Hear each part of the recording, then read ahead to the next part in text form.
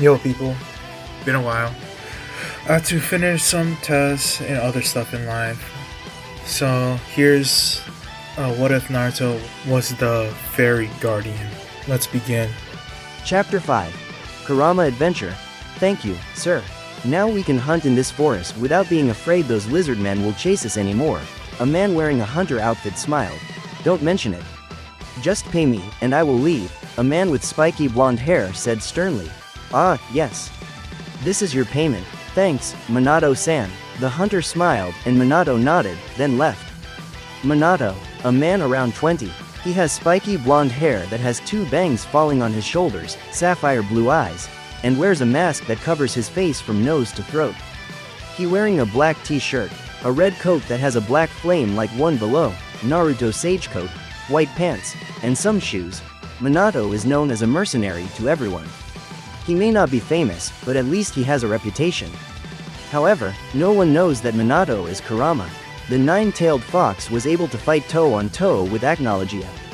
The partners of Fairy Guardian and Fairy Tactician, Naruto Uzumaki Namikaze Senju, and Mavis Vermilion. During his travels, Kurama manages to find out that he can grow stronger, but it's not easy. To gain one-tail power, it needs 70 years. He at least has to meditate for a full day every month so he can trans the eternal into chakra. He still can't beat Acnologia with his current condition, but he didn't stop there. He also learned from the scroll that Naruto left about medical ninjutsu, fuinjutsu, and genjutsu since he couldn't use it due to his massive chakra. While his chakra is only half Naruto, it is enough for him to create Bijudama that can destroy the whole island a few times. Because his chakra is not too much, Kurama can access medical ninjutsu better than Naruto, giving him the same level as Shizune, Tsunade's apprentice in medical ninjutsu. Kurama decides that he will use Minato as his human form. He knows when Naruto is going to be back. He needs some cover story. So he decides to make one for himself, though acting like him is very hard. Unlike Naruto, who is kind, Kurama is harsh, though it is in a good way. He tries his best to copy Naruto, but the result only makes something worse. In his travels, he also meets with another dragon. Many of them challenge Kurama, and the fox accepts it by trampling them and killing them with ease. He has met with Acnologia once again, and they have their battle, which ends in a tie again. Acnologia stated that Kurama seemed to get stronger, and Kurama didn't reply, merely scoffing and saying that Acnologia was the one who got soft, much to the Black Dragon's annoyance. However, Acnologia decides to leave, saying that he enjoyed his battle and can't wait for their next battle time. But the truth is that Kurama, at that time, was barely able to fight with Acnologia. The dragon grows stronger than Kurama expected. He is barely conscious, and he hides it pretty well since he has experience of 1,000 years. The fox, after the battle, had to sleep in some cave for 3 weeks to restore his power. Kurama also made friends with a few dragons. Igneel, the king of the fire dragon, Metallicana the iron dragon and Grandini the sky dragon, the twin dragon Waisalohia a Skiadrum. The first dragon that visits Kurama is Igneel. The fire dragon visits him to determine whether the rumor about him that he likes Acnologia is true or not. However, to Igneel's surprise, Kurama does not like Acnologia. While he is also arrogant, Kurama still accepts that humans at least need to be respected and that some of them are kind. Igneel respects the fox word, while Kurama doesn't love humans. At least he was not a threat to humans. The second dragon that becomes friends with Kurama is Grandini. Kurama meets with Grandini when the dragon gets wounded and fights with other dragons. Kurama immediately crushes the dragon enemy and helps Grandini by carrying her to a nearby cave and letting her rest. Since that day, Grandini is in debt with Kurama, but the fox state to not mention it. The third is Metallicana. They meet during hunting and it becomes a competition. Kurama beat the Iron Dragon in hunting, where he managed to collect dozens of deer, much to the Iron Dragon's dismay. Since then, the Iron Dragon said if they meet again they will do a competition. The current record, Kurama 10, Metallicana 3. Kurama, after a few years, then meets Skiadrum and Waisalohia, the White Dragon and Shadow Dragon. Kurama states that Waisalohia and Skiadrum are strong but they are too old. It is just a matter of time until they meet their end. It won't take more than 100 years for them to go to the afterlife. He also has a few dragon tears from dragons that he slaughters. At first, he didn't know dragon hearts and skulls could be created into lacrimal, so he decided to leave the corpse. However, when Igneel told him about it, he started to collect them. Currently, he only has 4 lacrimal: water, rock, wind, and the last, the most precious and strong dragon that can give him challenges other than Acknowledgia. Lava from Lava Dragon. The Lava Dragon, Ifrit. The Lava Dragon comes to Kurama and states that he is nothing more than a little fox to prove that he attacked Kurama. His battle with Kurama was very devastating. At that time, Kurama was in the middle of the city. Kurama managed to fly away from the city to save as many lives as possible, but still, almost 100 men died during the Ifrit attack. As they are far from the city, Kurama decides to fight him and give Ifrit a very painful lesson. Though Ifrit gives him a good challenge, he is still no match for Kurama, and in the end, Kurama crushes Ifrit and beats him, then uses his heart and skull to create Lacrima. The total number of dragons that Kurama has killed when in this world currently is 12. Currently, we found Kurama in his fox form with horse size walking around the forest. The fox walks until he sees light in front of the way. He then arrives at the place where his brother and sister lie. Mavis grave. He smashes his claw softly to the ground, and suddenly, a statue appears on Mavis's side. He smiles softly at Naruto's statue and Mavis's grave. 736, huh? It's been 42 years since you slept, Naruto. Mavis, sometimes I miss your 2 presences. You two are annoying brats and idiots. Not for you, Mavis, but for your boyfriend while you annoying one, Kurama chuckled. Fairy Tail has grown strong under Purhito. Mavis, Naruto, if you two see them now, what will you two be thinking? Kurama asked them, I heard Purhito wants to choose a new master since he wants to travel around the world. He even asked me to join him, but I refused since you two know that I have a few dragons at my tail. Kurama chuckled. I better leave. I can sense Purhito's presence nearby. Didn't want to surprise the new master, right? Kurama said as he stomped his claw again, and Naruto's statue turned invisible. After seeing this, Kurama turned away and prepared to leave. See you later, kids. Kurama grinned before leaving. Not long after Kurama was gone, Mavis's grave glowed in golden light. Nah, Ru, too. A weak and soft voice spoke, why are we here, master? A voice that seems elderly asked, you need to learn the second fairy tale's biggest secret, Makarov-kun. A more elderly voice than the first one answered. 2 figures standing in front of Mavis Vermilion's grave. The first one is a man around 40 with bright blonde hair that looked like it got blasted straight up with a wind spell and got stuck like that. His attire consisted of a white short-sleeved shirt under an orange vest. His pants were a dark shade of blue, along with a pair of plain brown shoes. This was Makarov Drayar, the next master of Fairy Tail. The second was a man who was much older than Makarov. He is sporting a beard that goes below his shirt. Long hair that grown longer than his below shoulders. He wearing a large black and white fur cloak with a large red fairy tail insignia on the back. Under the cloak, he was wearing a purple short-sleeved shirt with khaki pants and a black leather belt. He also had a pair of brown boots mostly hidden under his pants. Completing his appearance was a long wooden staff, the tip of which had a decent-sized fairy tail insignia carved out of wood. This was Purhito, the current master of Fairy Tail.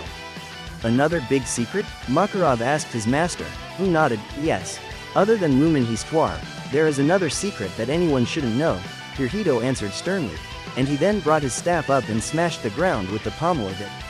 Slowly, at Mavis's graveside, a statue appears to make Makarov. The statue resembles a young man with spiky hair with 2 bangs that reach his shoulders. He has some whisker marks on his cheeks. He wearing a jacket, pants, shoes, and a coat. On his right hand, there are some Buddhist staff, and on his back is strapped a giant scroll and some swords. I never see it in here when I visit the first grave, Makarov muttered, making Purhito chuckle. Do you know who this person Makarov-kun is? Purhito asked. Makarov took a glance at the statue close. Spiky hair, Buddhist staff. It seems familiar for some reason. I believe I read about this person in the book, but I don't remember. Makarov stroked his chin, and Purhito laughed while stroking his beard. Damn, Makarov wants those beards. This is the Rikudo Sennin of Fairy Tail, also called Fairy Guardian. Purhito smiled, making Makarov's eyes widen. Ah. Yeah, the legendary Fairy Guardian. While the first is known as Fairy Tactician due to her strategy, Fairy Guardian. Her partner is known as the Guardian of Fairy Tail since whenever Fairy Tail members have a difficult situation, he will always come and help them. It is also written that both of them are lovers, Makarov said as he recalled what he read. Well, yes, Makarov-kun, tell me what you know about Fairy Guardian, Hirohito stated, according to the book. Fairy Guardian, Rikudo Sennin of Fairy Tail, known as Naruto Uzumaki Namikaze Senju, is a mage who possesses unique magic that only he can use. He can control any element from light to dark. He is a master of multiple weapons, such as a bow and knife, but the most terrifying is his sword and staff. Rumor said his sword was able to cut the whole mountain, and his Buddhist staff let out the lightning that was able to destroy the mountain with a single swing. But above that, the most terrifying thing is that his magic seems similar to Black Wizard Zereth. Makarov paused as he tried to recall more, and Hirohito chuckled. The rumor that Naruto destroyed the mountain with a single swing using his staff is when Naruto used Kirin, while the rumor about his sword is when Naruto used the wind technique on Kusanagi to cut down half of the mountain. According to the fairy tale book, he went with his fox companion to travel the world, and now no one knows about him, Makarov stated, and Hirohito nodded. While rumor about his staff and sword is true, but what is written in the fairy tale book about his gun is wrong, Hirohito said, much to Makarov's surprise. It's false? Why did you write it then? Makarov asked. It's for the best, Makarov-kun. Just like we never told everyone about Lumen Histoire, Hirohito answers simply, and Makarov seems in deep thought, due to his unique magic. The Magic Council pays much attention to him and wants to bring him under their control. So to make the council stay away from him, he decides to lie about his travel while the truth is he never went on travel, Hirohito continued. Then where is he? Makarov asked again. This statue is him, Hirohito answered, making Makarov's eyes widen before the spiky blonde was able to ask Hirohito to beat him. Using his unique magic, he transforms himself into a statue to guard Tenro Island, our holy ground, and the first grave. We hide him using a barrier in order if Magic Council found out about him they won't find his body even if they send people here, Hirohito explained. He acts as our guardian and watches us from afar. He didn't want to wake due to his protective heart. If some of his children got hurt, he can't stop himself from helping us, and that won't make us grow stronger, so he decided to sleep. Hirohito continued as he pulled out some parchment and a vial of blood from his cape. This is the key to awaken him. Pour this blood onto the parchment, then he will wake 10 or 15 minutes later. Wake him if the situation got really dire. His power is very strong. One wrong step and he able to destroy the whole city with ease. It can endanger innocent lives, Hirohito said seriously, and Makarov took the paper and blood before saving it in his pocket. Oh, and if the vial is broken, not open, there will be a surprise for you. Whatever came because of that vial broke trust. Do not attack it, Hirohito added sternly. He and Kurama have planned this. Kurama will surprise the guild himself. It was a prank, the fox decided. I see. Is that all? Makarov asked. There is one more. It was. Hirohito then used Requip and called some bowl. He then took out some ramen from his pack and placed it in the bowl, making the spiky blonde confused. Do this if you have time. It's not necessary truly, but just for fun, Hirohito chuckled as he placed the bowl in front of Naruto's statue and made Makarov more. However, Makarov's expression turned into shock when Naruto's statue mouth slowly opened, and the ramen slowly floated and entered his mouth without him chewing it. He ate it. Makarov pointed with a comical shocked expression, making Hirohito laugh. He also had the same expression when he did this first time. While laughing, Hirohito then noticed there were a trail of claws in the ground. He then smiled a bit. Kurama was here not long ago. A few decades passed after Makarov became master. Our hero, Fox, is currently walking in the forest in his human form. He has the power of 6 tails right now, and he getting stronger. He hums softly until he stops when his nose picks up the smell of blood. He then quickly rushes from the forest in that direction. Kurama noticed the smell got stronger. He arrived in some village that had been destroyed. He read the village name on the ruined gate. Rosemary. He then walks around the village and notices it seems to have been attacked by something. He looks like some blood on the wall. He touches the blood and rubs it between his fingers. This village. The blood is already dried but not too dry. At least 2 days, Kurama stated. He was about to walk again, but he suddenly heard some movement. He turns and sees some crate that moving. Narrowing his eyes, he approached the crater and then picked it up. He looked inside and saw a little girl with long, straight black hair that fell to the middle of her back. She also wore a ribbon above her hair like a certain pink-haired kunoichi he knew. The girl was sleeping peacefully, and Kurama didn't bother her. He looks around and finds no survivor. He sighed before picking the girl up on his back and walking to the forest. Why is my bed moving? The girl Kurama carried mumbled as she rubbed her eyes cutely. Oh? You awake? Kurama greeted. The girl, hearing Kurama, quickly struggled to free, and Kurama didn't bother to hold her and let her fall to the ground with her butt landed. Oh, MPHF. The girl yelped. That's why you shouldn't struggle when people carry you. Kurama rolled his eyes. The girl then looks into Kurama with wide eyes. Oni-chan? Where's Simon Nichan? That scarlet-haired girl. Where is she? Where am I? The girl shouted in panic. Kurama simply bonks her head, making her silent. Calm down, girl. I don't know where your Oni-chan or the scarlet-haired girl you talking about. I found you in the ruin of the page and decided to carry you when I saw you sleep inside the crate, Kurama stated. The girl's eyes widened before tears started to leak into her eyes. That mean? Oni-chan. Oni-chan is. The girl then starts crying, much to Kurama's dismay. He sighed before bringing the girl into a hug and rubbing her back. I maybe didn't care about humans, but a child is another case, Kurama thought as he whispered comfort to the girl. A few minutes later, the girl passed out from tiredness. Kurama sighed and carried her. He then picks out some scrolls from his pocket and stops in the middle of the forest. He opens the scroll channel with chakra, and then smoke appears. When the smoke died, there were tents with several foods in the ground. Lucky me, I can use ninjutsu. Thanks to Naruto's book Jutsu, and damn, controlling chakra is very hard, Kurama muttered before he then placed the girl inside the tent and created firewood. Damn. If Shukaku found out about this, he's not going to stop babbling about it, Kurama mumbled. He could imagine what the Tanuki would say if he found out the Great Nine Tails was raising human children. The girl from inside slowly wakes when she smells some food. She slowly came out of the tent but tripped and fell. Ah? You awaken again. The girl raises her head while rubbing the sore on her face. She sees a man around 24. He has spiky blonde hair, blue eyes, and a face mask. He wearing a long-sleeved black t-shirt, a red coat that has a black flame like one below, Naruto sage coat, white pants, and some shoes. Are you going to faint again? If yes, then I will eat your food, Kurama said sternly. The young girl blushed. She slowly sits and looks to the ground. What's your name? Kurama asked. Kagura Mikazuchi. The girl known as Kagura answered shyly. Well, Kagura.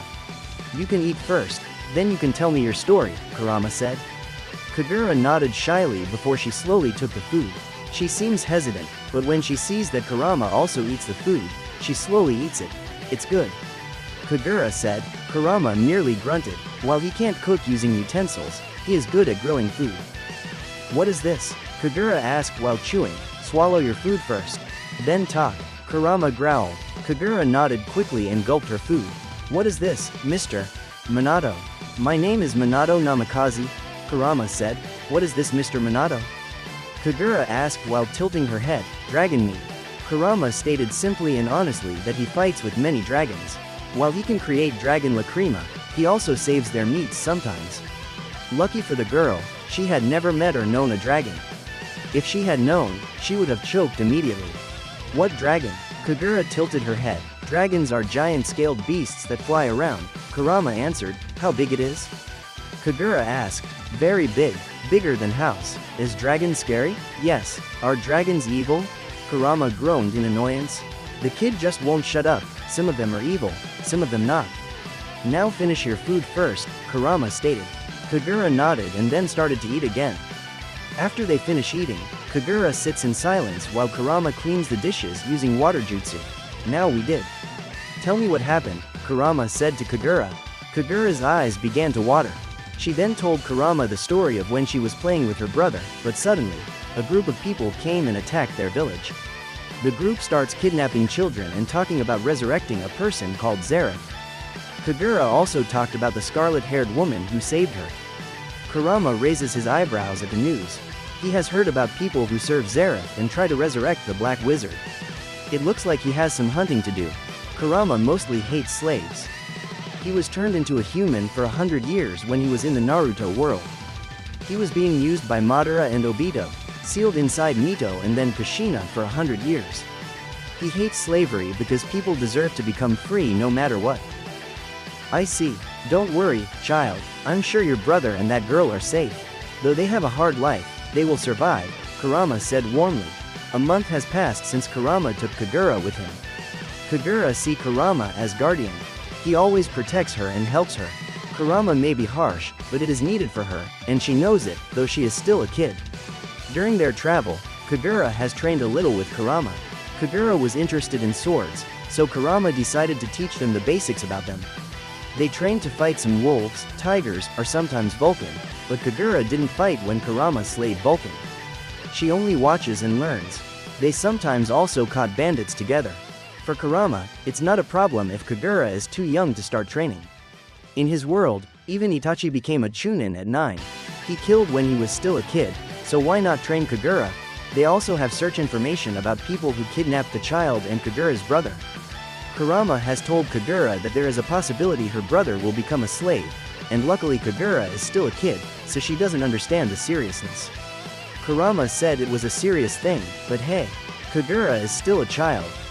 However, Kurama can't stay forever with Kagura. He realized if he stayed with Kagura when some dragon attacked, Kagura would get involved. Sure, he may start to get fond around the little girl. Sighing, he decides to leave the girl somewhere. It's for the best, though it's going to hurt the little girl. He is not the best figure for her. Not to mention he had to stay polite and teach Kagura manners, but he still often slipped out by swearing and saying vulgar things. Where are we going, G Minato-san? Kagura asked. We going to find a place for you to stay, Kurama said softly. For me to stay? You mean us? Kagura tilted her head, but Kurama shook his head. Only you. I will leave Kagura. You can't stay with me, Kurama sighed. What? But why? Do you hate me? Am I doing something wrong? Kagura said sadly as tears started to appear in her eyes. Kurama frowned. He then kneeled and hugged her. It's not like that, Kagura. My world is dangerous. I have many enemies after me. What you see when traveling with me is nothing compared to my real enemies. It is only a matter of time before they hear about you with me. Then they will also after you, Kurama said softly. But I don't want to. I don't care. Oni-chan is gone. Ka-chan is gone. And Tu-chan is also gone. I don't want to lose you. Please don't leave me, the little girl cried on Kurama's shoulder. Kurama sighed. This is why he didn't want to travel with someone, though he was also fond of Kagura. But it needed to be done. His enemy is a dragon. No human can beat them for now. Even Dragon Slayer at its current age still can't beat them. Listen to me, Kagura. Right now, I need to defeat my enemy first. If you want to come with me, then you have to become a strong mage. If you become a great mage one day, I will visit you. Kurama grinned at the little girl who crying, really? If I become a great mage one day, you will come to me? Kagura asked with tears in her eyes. Yes, I promise, and I never break my promises, but remember this, Kagura. People become strong when they protect someone precious to them. Not because of vengeance, not because of pride. Remember that well, Kurama said softly. Kagura wiped her tears with her forearm and nodded. I promise I will become strong. Strong mage, so you will acknowledge me. I will protect everyone precious to you, including you. Kagura said with fierce determination, and Kurama smiled. I will charge you for that. Now, there is a guild called Mermaid Heel near here. Go to that city and ask for directions. I can't go with you since Mermaid Heel is known as an all-female guild, with the entirety of its shown members being females. So be a good girl, grow into a beautiful one, and be polite. Act like a princess but strong like a warrior, okay? Kurama pointed in some direction and ruffled Kagura's hair, smiling. Yes, I will grow into a beautiful woman, and then I will marry you. Kagura stated proudly. Kurama facepalmed. Great, now he has some kid that has a crush on him. If he is Orochimaru, perhaps he will like it. Listen to me, little brat. Whatever happens, I won't marry you. You are too little for me. Kurama bonked Kagura's head, making the girl's eyes leak tears. But isn't marriage is what people do when they love someone? Kagura asked, and Kurama facepalmed. No, not love that you feel right now. I can't explain it. You will understand in time, Kurama sighed, and Kagura nodded while rubbing her head sheepishly. Seeing this, Kurama smiled and then kneeled. He pulled his mask and showed his face that looked exactly like Minato, then gave a kiss on Kagura's forehead before grinning. Go. Make me proud, Kurama said warmly. Yes, next time we meet, I will become a great mage. Kagura grinned, and Kurama laughed. They then hug each other before Kagura goes to the city and is watched by Kurama from afar until she is out of his sight before he turns around and leaves. Hey, you owe me 100,000 jewels, Naruto. I can become a great figure for the child if I want. Kurama smiled at the sky before he heard a large roar. He sighed when he noticed it was a dragon. Looks like there is some dragon that wants to challenge him. Some dragons never learn. Another year has passed. Kurama never came to Fairy Tail, but he always watched them. He watches when Gildart Clive joins Fairy Tail and how he grows into a strong mage one day when he visits Fairy Tail. He watched some young girl wearing an orange top tank and a light purple skirt with a puppy on her side talking with Gildart. She seems too intimidated to speak to Gildart when she learns what a powerful mage he is. This made Kurama raise his eyebrow. Something is not right. There is something important about those two, Kurama thought. Kurama notices that Kana soon joined the guild. Decide has watched enough. He then leaves. He has heard about some kidnapping near there. Perhaps he can find information about the Zareth following cult that kidnapped people. Another year passed. We found our beloved fox in Harjin City. Kurama had just completed another mission to exterminate some animals that disturbed the city. Kurama sighed before he looked into the calendar. 776x, it has been 90 years since I and Naruto arrived here and 82 years since Naruto has been sleeping, Kurama thought to himself as he stared into the sky. I can feel I grow stronger. Not strong enough to take down Agnologia, but still. Kurama thought as he flexed his arm. Anyway, I must visit Mavis's grave and Naruto's statue tomorrow. I haven't visited them for 6 months to find out about the Zareth cult and Kagura's brother. Damn, that insect is good at hiding. Kurama sighed as he walked through the streets, his hands in his pockets, humming a soft but loud tune. Suddenly, his ear perked at some scream. While humans can't hear it, Kurama can. He then jumped around and saw that there were 6 men, all dressed in black, one of them carrying what looked like a small child. When you look for it, you won't find it, but if you decide to ignore it, it will come to you. Hey, I should have done this since the beginning, Kurama said with a sigh. He then approached them using genjutsu to hide his features. Quick! We have to go back to the tower before everyone hears this kid screaming. One of them said, and everyone nodded. Kurama, having seen enough when hearing what the man said, undoes his genjutsu. You won't go anywhere. The man didn't have a chance to turn and look since suddenly a hand pierced through his heart. The thing I hate is slaver. Why, and I've been looking at your group for a will. Kurama stated coldly as he pulled out his hand from the man's chest. The 5 kidnappers who stand by can only look with shock as one of their friends dies. Their shock, however, does not make Kurama stop. He charged to another and enchanted his hand using his chakra, which then took form into a sharp blade and cut off one of the kidnappers' head.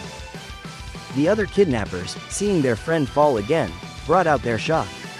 They were only just now realizing what was happening. What the man didn't get a chance to talk as Kurama stabbed his chakra blade into the man's face, killing him instantly. The 3 other kidnappers now try to escape seeing this, but Kurama doesn't let them. Using his chakra, he brought out 2 claw chakras from his hand and pierced 2 of their hearts, killing them. The only remaining kidnapper fell to the ground, shaking in fear and seeing all his friends die. If you value your life, you better tell me. Where do you take the people you kidnapped? Kurama asked with a sinister grin, making the man cringe. T to the T Tower of the Heaven, he replied quickly, his tone now filled with fear. Good, now tell me how I get there. Kurama asks again. Go to the port and head southeast. It'll take you about 35 minutes by boat, he replied, making Kurama's sinister smile wider. Thank you, but you're still going to die anyway. Before the man was able to protest, Kurama's claw had already pierced his heart, killing him instantly. He then turns and sees the child that they kidnapped before is still asleep. He then carries the child and leans it against the wall before using fire ninjutsu to burn the corpse and leave to go to the Tower of Heaven. After about 15 minutes of traveling via water walking, Kurama reached an island. He gazed upon what appeared to be the Tower of Heaven. It looked like a giant column of concrete that was covered in stone veins and stretched over 100 feet into the sky. However, it seemed to be far from finished. There were gaping holes and exposed support beams all around the top. Kurama scowled deeply at the sight of the thing as he realized why they were kidnapping people. Slaves. They were being used as slaves to build this tower, and whatever the damn thing would be used for. I never think I will kill humans again. It's been a while, Kurama grinned manically. Meanwhile, underground slave cells, the slaves sat in a palpable silence as they waited for the results of their predicament to come. They all stiffened when they heard the creaking noise from their cell door. A shaking Urza was shoved in by one of the guards, and not a word out of yaw. The guard said nastily. Once the door closed, everyone started moving. Urza, are you alright? One of the kids asked the shaking redhead but was hit over the head by another. Of course, she's not, look at her. They said, but what about Jay Jelal? A third child slave asked nervously. He was going to help. The child was cut off by an elderly hand on his shoulder. Leave her be, she has had a horrible time in the punishment chamber. Poor thing. They looked to see the elderly man gazing at Urza with a sad look in his eyes. I bet Jelal was caught by the guards and tortured in her place. The elderly man said with a shake of his head, those bastards. He muttered, I want to go home. One of the kids cried loudly. Everyone looked panicked hearing this. Quiet down, Sho, you'll get us all in trouble, another kid said. The old man just pulled the crying boy into a hug. There, Sho, it's all right. Grandpa's here, the old man said. There's no need to cry. The little one calmed down slightly and started sniffing thickly. Urza just slowly walked to the stone bench at the back of the cell. Quiet down in there, maggots. One of the cultists yelled into the cell, kicking the door. If they do that again, don't be afraid to give them a beat. He was cut off from giving instructions to the guard by a massive explosion not too far away. What the G Gaga, monster R run fo GGYAAHH. Each of the slaves listened to the yells of the guards and cultists. What was going on? Was a monster attacking? Was it going to come for them next? These questions flew through the slaves' minds at 1,000,000 miles per second. Each child edged closer to the old man fearfully. A few heavy thumps and crashes were heard just outside the door, making everyone inside freeze in their place. The old man, Rob, took up a weak defensive stance to try and protect the children from whatever was outside that door. The lock on the door suddenly dropped to the ground with a loud clunk, and the door swung open to reveal a blonde-haired man of about 20. He wears a mask that hides his face. His hair and clothes are covered in blood, but what makes him scary is his eyes. It was crimson with the slit-like eyes of the monster. Who are you, and what do you want? Rob asked the man nervously, not dropping his defensive stance. Me? My name Minato Namikaze. For what I want to get everyone out of here as soon as possible. The slaves looked at the now masked man with an odd look on their faces before it finally set in. There was still hope. Now are you going only to look at me or are you going to come with me? Kurama asked. Before anyone could react, one of the slaves stepped forward. Why do you want to free us? The boy asked, not daring to believe any of this. What's in it for you? The boy shouted. The other slaves looked at Kurama and then back to the boy who asked the question. He was right. What was in it for their supposed savior? Why would he risk his life to come out and save a load of people he didn't know? Kurama merely snorted before it turned into a laugh. Boy, don't take me wrong. I simply hate slavery. If you don't become a slave, I will leave you by yourself. Be grateful I want to come here and save you, Kurama stated. A peanut-sized Biju Dama slowly formed in his finger, and he blew the entire plane that came his way, killing them instantly. Rob flinched, seeing this man kill without any remorse, but he couldn't blame them. These people deserved it. Why you kill them? One of the kids asked in fear, and Kurama snorted, Kid. If you want to know why I killed them, remember what these people did to you. Remember the day they kidnapped you, separated you from your parent, and tortured you in here? Kurama said simply, without any regret. Are you a mage? The red-headed girl with an eye patch spoke up. Kurama looked at her and smirked. Yup, what's your name? Urza. The girl, Urza, stuttered, and Kurama nodded. Scarlet-haired girl. Perhaps she is the one who saved Kagura? I will ask her later. Well, then, brat, think you can fight on your own? Why don't you lead this person since they seem to not like me? Kurama chuckled, and Urza gulped and had a determined look on her face. Yeah, we have to fight for our freedom, she said, feeling much more confident now. Feeling inspired by her words, the other slaves got up and joined her. This made Naruto smile at them. Oh, by the way, which one of you is named Simon Mikazuchi? Kurama yelled to the crowd, I am. One of the boys stepped forward, and Kurama grinned, your sister is waiting for you. She works as a mage in Mermaid Heel. You can visit her after this if you want. but be wary of that guild for females. Kurama said this, and it made Simon's eyes widen before he nodded and had fire in his eyes to meet with his sister again. Come on, I'll show you the way out. Kurama roared to the crowd, and the crowd chorused, yes, it's done. The slave has escaped from the Tower of Heaven. Kurama has slaughtered every single man who works there. The kids seemed not to mind since they did what Kurama told to the first kid who feared him for killing, but the older people who understood looked into Kurama with fear.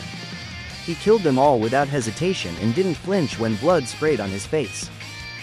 Kurama saves Rob when some mage shoots a beam at him, and this makes Urza awaken her magic when she sees that she is so weak and almost makes the man she sees as grandpa die because she protects her. Urza, who was betrayed by Jelal, managed to survive the fallen tower since one of the Kurama cage Bunshin grabbed him. Kurama notices that the kid is under an illusion.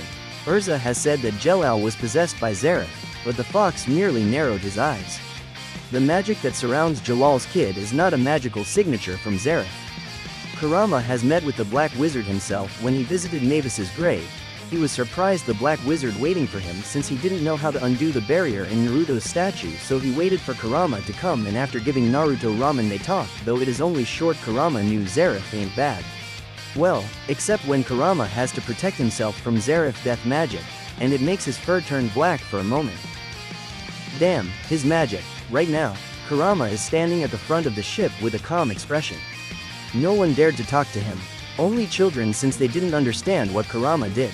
Rob is the one who steps and talks to him. Thanks. You saved everyone from the horrid tower and gave us all our freedom back, Rob said softly.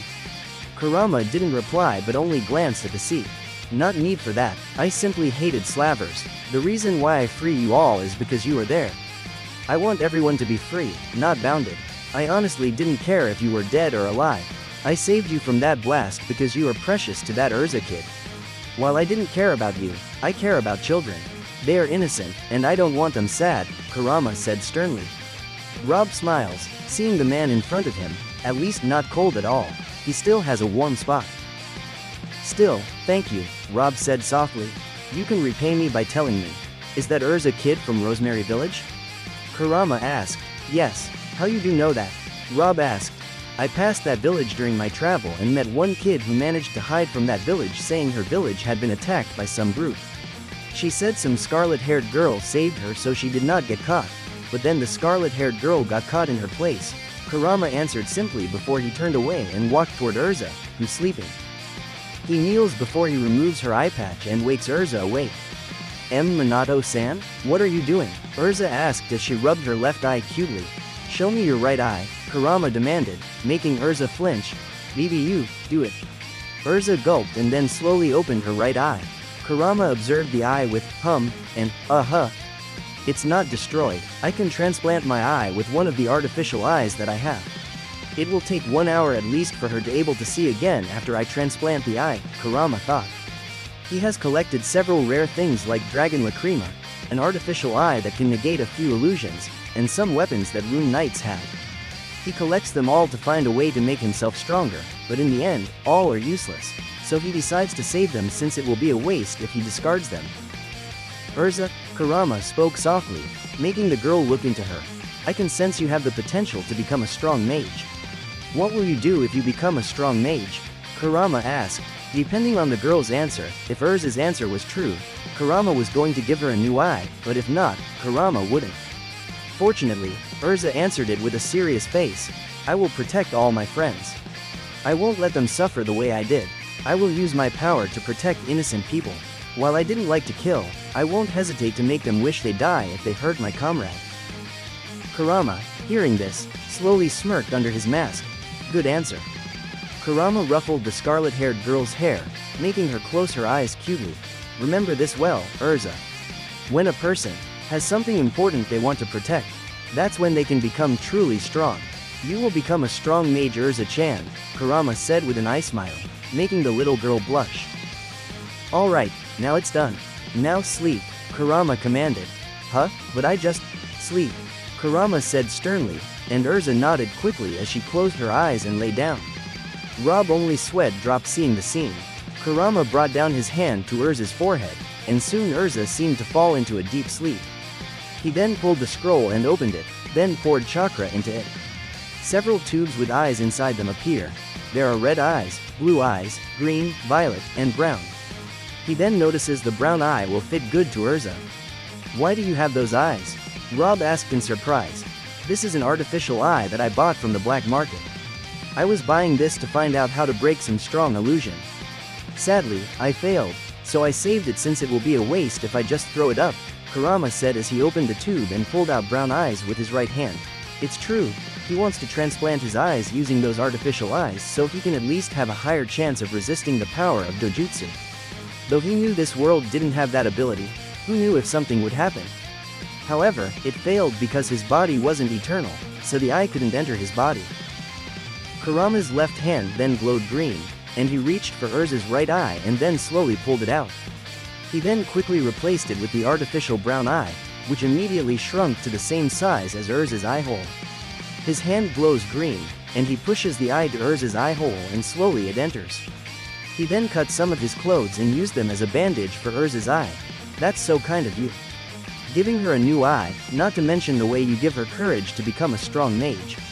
Rob smiled softly. "She deserves it. Her answer is right. People become strong when they have something to protect, not something to kill. Besides, she is not supposed to be caught in that village, but she helps the girl. I'm merely helping her since the girl she saves is close to me. She will be able to see when she wakes up. I will take my leave then," Kurama said as he sealed the entire artificial eye again. "You leaving? Won't you say goodbye to them?" Rob blinked. "It not needed. You are from Fairy Tail, right?" Kurama asked suddenly, and Rob nodded. "Yes, how do you know?" Rob asked back. "That's why I have never heard from or seen him. But he was still young when I saw him. I wonder how he can get captured." Kurama thought. "There are symbols of Fairy Tail on your back." Kurama deadpanned, making Rob chuckle sheepishly. "And you?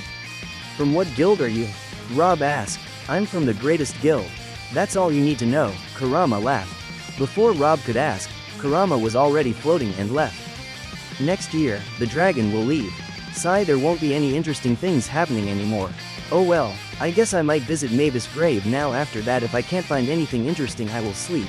I already gained 1/2 tail power," Kurama muttered as he transformed into his real form and fly more fast to Tenrojima, but not long when he flies a ball of light appear at his side, make him skidded in the sky before stopping. "Grandini, what do you want?" Kurama growled. "Now, Kurama-kun does not need to growl," Grandini chuckled. "Fine, what do you want?"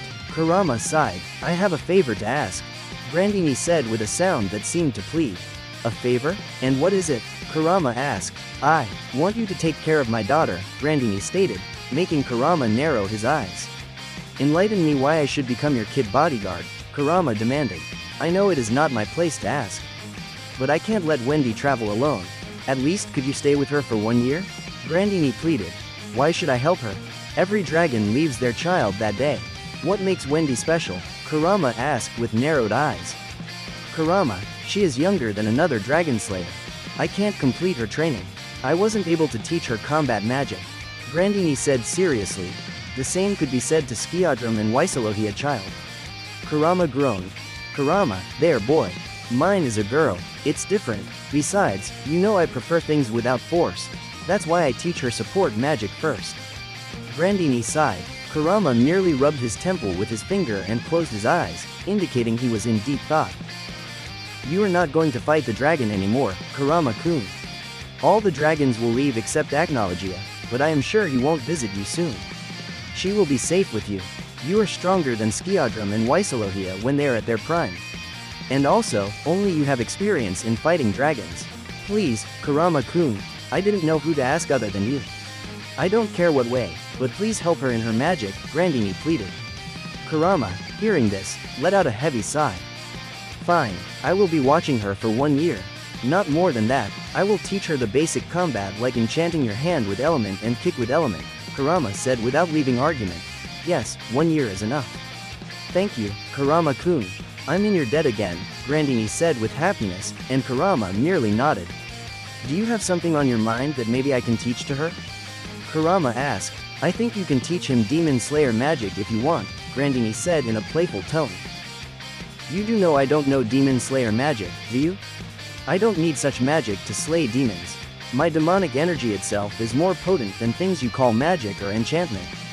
I don't even know what enchantment is, I only know demonic energy, Kurama grumbled. It's because you are old, Kurama.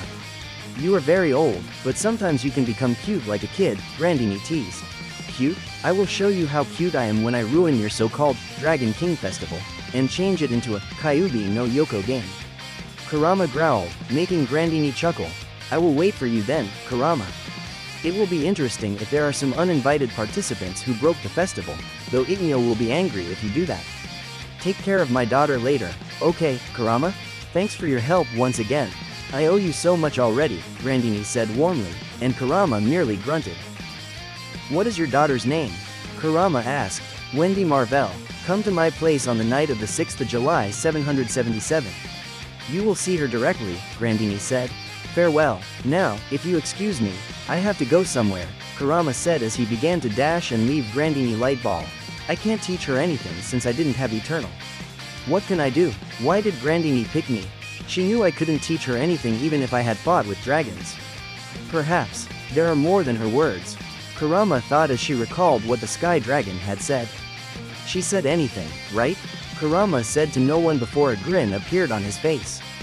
Does I think I know who can do that job sound like a laugh? Chapter 6.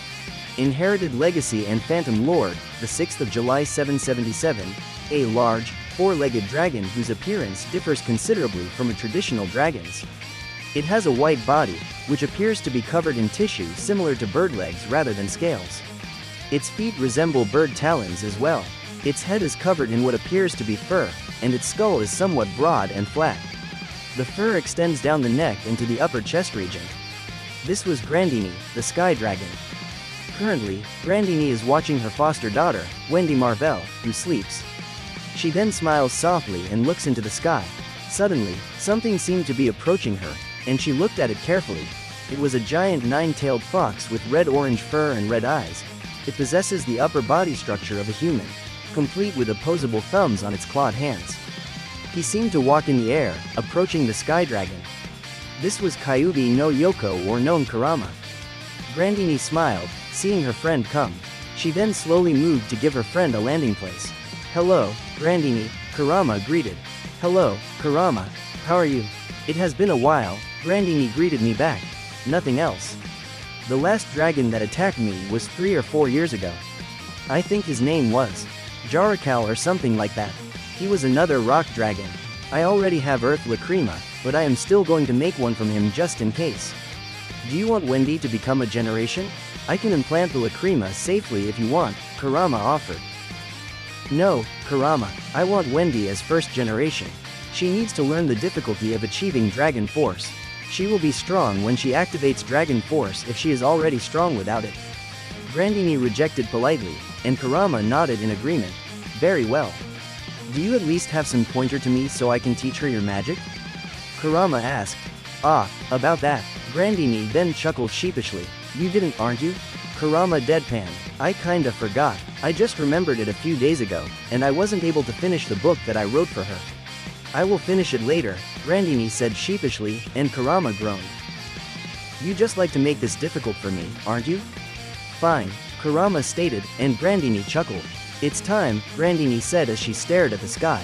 I see. Well, give my regards to that metal brain and Ignyo if you meet them, Kurama grunted. I will. Thank you, Kurama, you are a kind demon. If you are a dragon, I will gladly become your mate, Grandini stated with a light blush appearing on her cheeks. I'm not interested in such a thing. I may like the human body, but I wasn't interested in making a child. Kurama stated simply. Grandini chuckled and then approached Kurama. She gave him a lick on the cheek, surprising the giant fox. Goodbye Kurama-kun. See you at the festival, Grandini chuckled as she flew away. Damn female. I somehow wonder how can have that scary figure but have a soft voice, Kurama mumbled as she rubbed the cheek where Grandini licked him. He sighed before a grin appeared on his face. He turned into his human form and summoned some scroll. Naruto Blood Clone 1, Kurama grins, and he opens the scroll and then places it on the ground. He then opens it, and smoke appears. Naruto has given Blood Clone to Kurama just in case he is busy. Blood clones can make clones from blood. The clone will have 5% of the power of the original. After creating it, the creator will have to rest for 1 day after creating one blood clone. How to create it simple. Naruto used the life force of nature and then mixed it with his spiritual chakra. After that, he made the blood using his blood, then with Rinnegan, he was able to make the physical body strong like the original so it wouldn't be dispelled by a simple punch instead of having to be killed. However, due to nature being influenced by Eternano, Naruto blood clone possesses magic larger than chakra, and it makes Naruto unable to enter so much chakra. Each blood clone may possess 1/3 power of his magic, but it only had Chunin level chakra. So his clone is only usable in magic, while for chakra, he may be able to perform Kawarimi, Henge, Rasengan, and a few simple elemental jutsu, but he can't use his Rinnegan, and he is only able to make 5 clones at least. From the smoke, a figure wearing a black hood and an Anbu mask fox appears. I don't know why the original wanted to make you wear that. Kurama's sweat dropped. It's just in case, Kurama. If you let my scroll fall and someone finds it, I need to wear this to protect. The figure chuckled as he removed his mask and hood. It was Naruto. He wore a long-sleeved gray V-neck, a t-shirt, and his maelstrom coat. He also wears his face mask, Anbu pants, and shinobi-style shoes. Now, into the business. Why did you summon me? Is something happening? Naruto asked. Kid, I need your help, Kurama said seriously. What is it? Naruto asked. 5 years from now, I have to meditate somewhere. I will meditate fully for 5 years. I need you to watch over the guild from far away for these 5 years. The power that I will get for these 5 years will be worth 5% of 1 tail. To gain full 1 tail, I usually need 70 years, but I want to test my theory. Did it work or not? Kurama stated. Naruto sighed and nodded slowly. I understand. Transfer your knowledge all this time to me. Kurama then approaches Naruto and touches his forehead. A few minutes later, Naruto fell to the ground and held his head.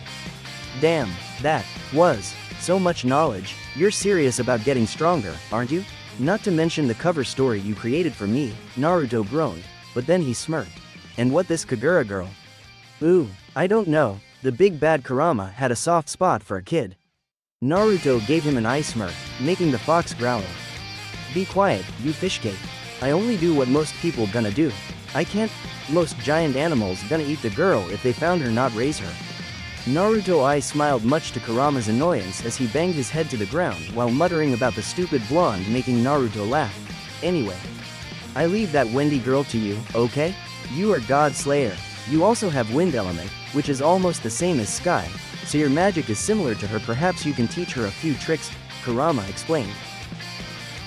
It's true. Any limit I should teach her? I mean, I can turn her into one badass dragon slayer, you know. Naruto grinned under his mask. No. 1 year. You can't raise her. Grandini wants her to stand on her own feet. You can teach her anything you want during that 1 year, Kurama said. Naruto pouted but nodded in understanding. And do not come to Fairy Tail or Tenrojima. I warn you, the original has placed seals that make you can't enter Magnolia City and Tenrojima, so you won't be able to enter there. Remember, Kit, you are not supposed to baby them. I know you are eager to see the current generation, but you have to keep your promise. Kurama warned Naruto and the blonde nodded. You don't need to tell me, Kurama. I will honor Mavis's wish. I will be damned if I babysat them like the usual I did, Naruto said seriously, and Kurama nodded hearing this before a smirk formed on his face. He then takes some bottles and splashes them on Naruto. The heck? What is that? Naruto groaned as he shook his head to clean his face. Saliva from Grandini when she licked me, Kurama grinned. What? Naruto shouted. Ooh, chill out, Kit. I pour it so that Wendy girl believe in you since you have Grandini smell, Kurama said flatly as if it were not something important. When the original gets to know about this, he is going to give you a hard payback. Remember my word? Naruto growled, only to see Kurama roll his eyes. You will able to live 5 years, half year if I recall, Kurama said while tapping his chin with a finger. Any reason for that? Naruto narrowed his eyes. Ask your creator. I don't know why you picked such a strange number, Kurama shrugged. I will leave now. Meet me at my place 5 years from now so you can give your knowledge to me. Here is some chakra pill, food emergency scroll, and here's some golds. Kurama handed Naruto 1 bottle of chakra pill and 2 scrolls L, 1 for food and the other filled with gold. Naruto took the scroll and nodded. After that, Kurama floated away, leaving Naruto, who turned and walked to the tree nearby. The next day, the 7th of July 777, the day has come when all the dragons have to leave. The reason is unknown. They leave without saying a word. Grandini? A petite girl with blue hair slowly woke from her sleep, rubbing her eyes cutely. Wendy then slowly wakes and opens the door of her house that Grandini created for her. She then looks around and notices there are some tables and chairs, followed by some food. Wendy then approaches the food and sniffs it. It smell good. Where Grandini? Wendy said to no one as she looked around to find her foster mother. She sniffed and then found her smell. Grandini. Wendy said as she ran toward the smell direction, but to her surprise, instead of the giant dragon, she found a young man around 20 years old sleeping in a tree. He has spiky blonde hair that has 2 bangs falling on his shoulders and wears a mask that covers his face from nose to throat. He wearing a gray V-neck, a t-shirt, and a gray coat with a trail like blue flame on the bottom of the coat. He also wears a face mask, black pants, and shoes. Who is this mister? And why does he smell like Grandini? Does that mean Grandini is male? Wendy thought with wide eyes. You have awake? The man asks as he slowly opens his eyes and looks at Wendy. Gee, Grandini?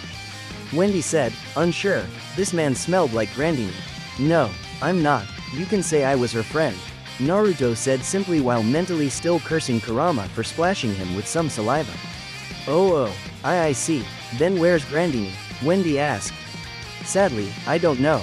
I was planning to visit her today, but when I came, I didn't find anything except a note that said she told me to watch over you for 1 year to complete your training, Naruto stated. Does that mean Grandini is gone? Wendy asks in sadness as tears start to leak in the corner of her eyes. Naruto sighed, then approached her and hugged her. I know you must be hurt. But Grandini must have her reason for leaving you. Just believe she will come back one day, okay? Naruto said warmly as he tried to comfort Wendy, who now started to cry. This is going to be a long day. You owe me big this time, Kurama. Naruto sighed. Now that you've calmed down, why don't you eat? We will travel when you are done, Naruto said to Wendy, who sniffled. Why yes, tea thank you, Mr. Minato Namikaze. Call me Minato, Wendy-chan. Naruto gave Wendy an eye smile that would make certain gray-haired shinobi proud. Why yes, thank you, Minato-san. Wendy smiled. Right, now you can eat the food.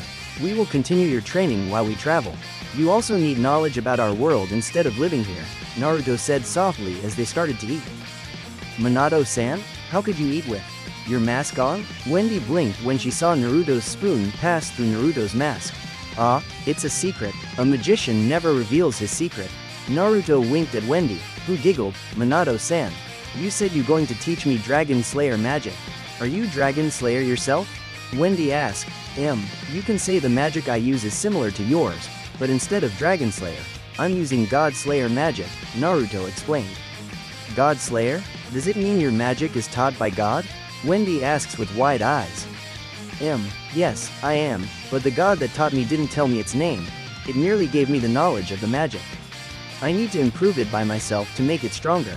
Naruto's eyes smiled, and true, he had been given magic by Kami herself, right? But while I am being taught by real God Slayer magic can be learned from book. So maybe you will meet another God Slayer if you travel one day. Naruto stroked his chin and his eyes closed like certain gray-haired shinobi. May I see your magic? Wendy asked eagerly, and Naruto smiled. Sure, but keep my status as God Slayer secret, okay? You can't say to anyone that I am being touched by God, Naruto said, and Wendy nodded. Naruto then stands and gathers his magic. Fujin no Dogo. Wind gods bellow. Naruto roared a massive black tornado to the sky. Its diameter was 8 m, and it shot through the sky. Wendy watched in awe, seeing the power that Naruto showed. When Naruto was done, he gave Wendy an eye smile. Damn, I can't shoot much since I'm a clone, but oh well. At least it can knock dragon, Naruto thought as he approached Wendy. Awesome. Why, you are Wind God Slayer? Wendy asked with awe, and Naruto nodded. Yes. Our magic is similar. While you use sky magic, I use wind. So we both eat air. The difference is that sky can use support and healing magic, while wind cannot. It is only able to attack, so you can say sky is better than wind. Maybe the reason why Grandini asked me to teach you is because of our similar elements. Now, let's pack your things, and we will leave soon. Naruto patted Wendy's head, and the girl nodded. Sigh, I wish I had one like her as my child with Mavis. Damn, this isn't the time for mourning. Focus, Naruto. Naruto slaps his face to make him focus back. Minato-san. I'm ready, Wendy called as she approached Naruto. Oh, okay, let's go then. Naruto gives Wendy an eye smile. Okay, Wendy-chan, before we start, I gonna ask you some questions. What makes wind or air dangerous? Naruto asked. It can blow you away? Wendy answered, unsure. Correct, but not 100%. If only for blew away, you can use water or rock for that. The reason why wind is dangerous is that it is capable of cutting anything. The wind is capable of sharpening any object and making it dangerous. Even a simple knife, if you can wear it properly with wind magic, can cut the boulder, Naruto explained. For example, he pulled some kunai and then enchanted it with black wind. He then threw it to the boulder, and indeed it immediately pierced it and still goes to a few trees behind the boulder. Wow. Wendy stares with awe. You are Sky Dragon, Wendy-chan. While you can use it to cut, you can increase the damage using supportive magic.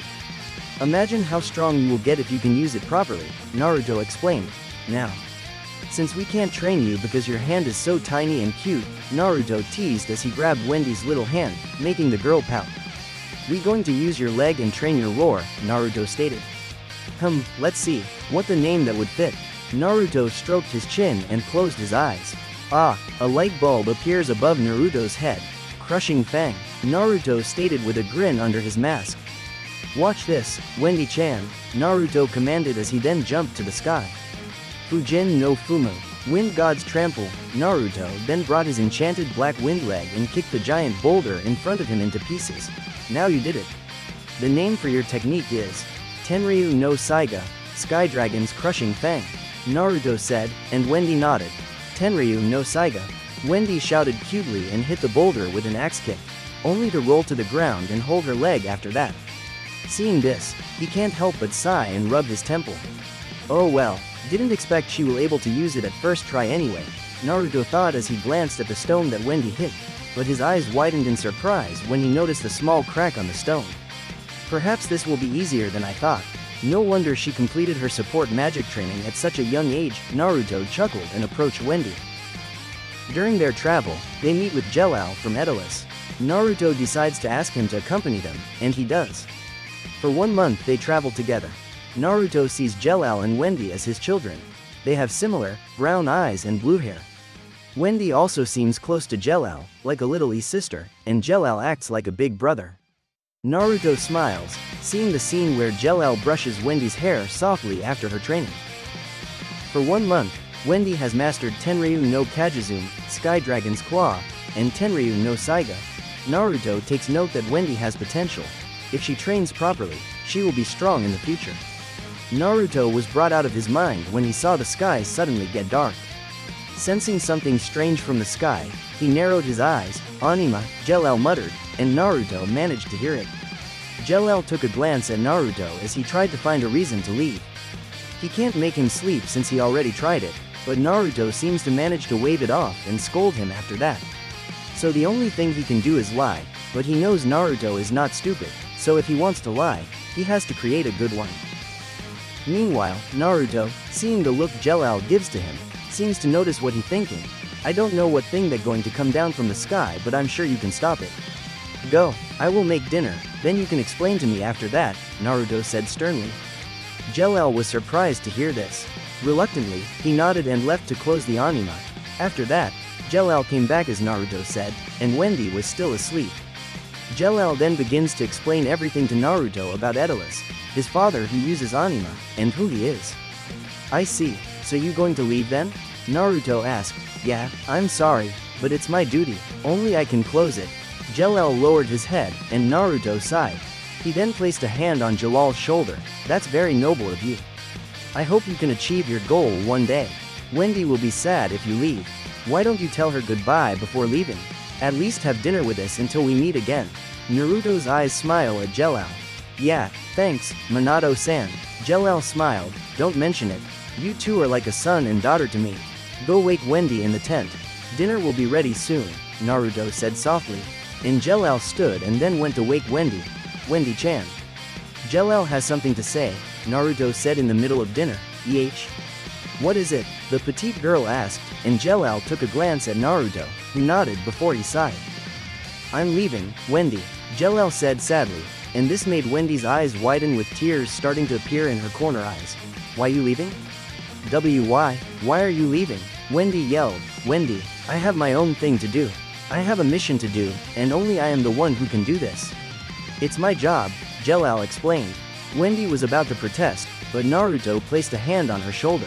Wendy-chan, Jell-El wants to leave, and he can do that. No one has the right to forbid him. Besides, he has his reasons. You have to accept it, Naruto said warmly but also sternly.